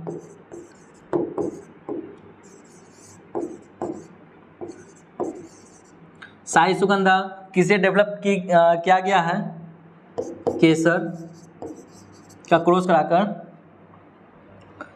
नहीं पहले क्या है, तोतापुरी। आपके यूपी में तोतापुरी आम अभी मिल रहे हैं मैंगो शेक मिलाकर। तोतापुरी आम के वैरायटी का क्रॉस कराया गया केसर के आम, केसर वैरायटी से, तो क्या डेवलप हो गया, साई सुगंधा। याद रखिएगा ये इनका क्या ट्रिक है, TKS। ये जो साई सुगंधा है इनको डेवलप किया गया तोतापुरी और केसर के क्रॉस कराकर। आप देख रहे हो ये इंपॉर्टेंट वैरायटीज़ है कि आम्रपाली डेवलप किया गया है दशहरी का क्रॉस कराकर नीलम से। तो DNA आपको याद रखना, जो हमें चाहिए उसे लास्ट में रखेंगे उस लेटर को। DNA दशहरी का क्रॉस कराया नीलम से। फिर क्या है, मल्लिका, तो इसको हम क्या लिखेंगे, NDM। नीलम का क्रॉस कराया गया दशहरी से, हमें कौन सी वैरायटी मिली, तो मल्लिका मिला। फिर क्या है कि नीलम का क्रॉस अगर हम फिर आम्रपाली से कराते हैं तो हमें कौन सी वैरायटी मिल रही है, तो रत्ना वैरायटीज़ मिल रही है। फिर लास्ट में क्या है, SAR। ये R क्या है आपको, नहीं यहाँ पे क्या है, सिंधु है ना, RAS। ये क्या है, सिंधु है। तो सिंधु वैरायटी डेवलप किससे किया गया है, रत्ना का क्रॉस जब हम अल्फांसो से कराएं तो हमें सिंधु वैरायटी मिला। और सिंधु वैरायटी क्या होता है आप लोगों के लिए, सीडलेस वैरायटी होता है। इसमें ना के बराबर स्टोन पाया जाता है, जो अंदर में बीज होती है वो ना के बराबर काफ़ी छोटा होता है। फिर है साई सुगंधा, TKS, इसे हम ट्रिक के हिसाब से पढ़ेंगे। तो ये क्या है, तोतापुरी का क्रॉस जब हम केसर से कराएंगे तो हमें साई सुगंधा वैरायटीज़ मिलेंगी। चलिए आगे। अब आगे हम लोगों का सफ़र इस लेक्चर में यहीं तक था। अगर आप हमारे बैच में फुल फ्लेश तैयारी करना चाहते हैं, पेड बैच ज्वाइन करना चाहते हैं, तो आपको क्या क्या मिलने वाला है, तो कंप्लीट वीडियो लेक्चर मिलेंगे, नोट्स मिलेंगे, पूरे PDF के थ्रू मिलेंगे, प्रैक्टिस सेट आपको जो है चैप्टर वाइज दिया जाएगा। जितने भी एग्रीकल्चर में जैसे एग्रोनॉमी के जितने चैप्टर हैं और जो हॉर्टिकल्चर चैप्टर हैं और जो लाइव स्टॉक प्रोडक्शन वगैरह है, आपको चैप्टर वाइज प्रैक्टिस सेट मिलेंगे सेपरेट। ऐसा नहीं है कि मिक्सअप, सेपरेट प्रैक्टिस सेट मिलेगा, सेपरेट ऑनलाइन टेस्ट मिलेंगे and previous year question paper आप लोगों को दिया जाएगा। आप इनमें से अगर किसी भी एग्रीकल्चर कॉलेज को टारगेट कर रहे हो, MG के भी, UP college, DDU, LU, TD college. दूसरी बात, अगर आप इस लेक्चर का PDF चाहते हो तो हमारे DNS एडुकेयर ऐप को आप प्ले स्टोर से इंस्टॉल कर लो। वहाँ पे आपको फ्री कंटेंट में इनका PDF मिल जाएगा और आप अच्छे तरीके से इनका क्या करना, तैयारी करना। और किसी भी प्रकार की अगर आपको कोई भी जानकारी चाहिए हमारे बैच में एनरोल होने से, या किसी भी प्रकार की कोई भी समस्या हो, जानकारी चाहिए, तो आप हमारे हेल्पलाइन नंबर 6387986764, ये हमारा हेल्पलाइन नंबर है। आप ऑफिस टाइम 10 से 5 के बीच में कॉल करके आप किसी भी प्रकार की जानकारी ले सकते हो। तो ये हम लोगों का लेक्चर नंबर 1 था रामबाण सीरीज का। तो हम लोग फिर मिलेंगे नेक्स्ट लेक्चर में। उससे पहले आप लोग ये जान लें कि अगर आपको ये हमारी लेक्चर पसंद आई हो तो आप क्या करो, लाइक करो और ज़्यादा से ज़्यादा क्या करो, अपने फ्रेंड्स तक इनकी रिचनेस बढ़ाओ और उनको बताओ कि यहाँ पर कितनी अच्छी तरीके से एग्ज़ाम के पैटर्न पे जो है वो तैयारी कराया जा रहा है MCQ के माध्यम से। दूसरी बात, आप क्या करोगे कि हमारे चैनल को सब्सक्राइब कर लोगे, क्योंकि रामबाण जो ये सीरीज है इनमें बैक टू बैक आप लोगों को आप क्लास मिलेंगे। तो आप जब सब्सक्राइब कर लोगे तब आप लोगों को ये नोटिफिकेशन जाएगा, तो आप बेल आइकन को प्रेस कर लेना, ऑल नोटिफिकेशन अलाउ कर देना। जब भी रामबाण सीरीज में हम लोग न्यू लेक्चर लेके आएंगे तो आप लोगों को पहले से इन्फॉर्मेशन मिल जाएगी कि आज लेक्चर नंबर 2 आपको मिलने वाले हैं। तो चलिए इस लेक्चर को यहीं कंक्लूड करते हैं। मिलेंगे हम लोग फिर से नेक्स्ट लेक्चर में, तब तक हंसते रहिए, मुस्कुराते रहिए। Thank you.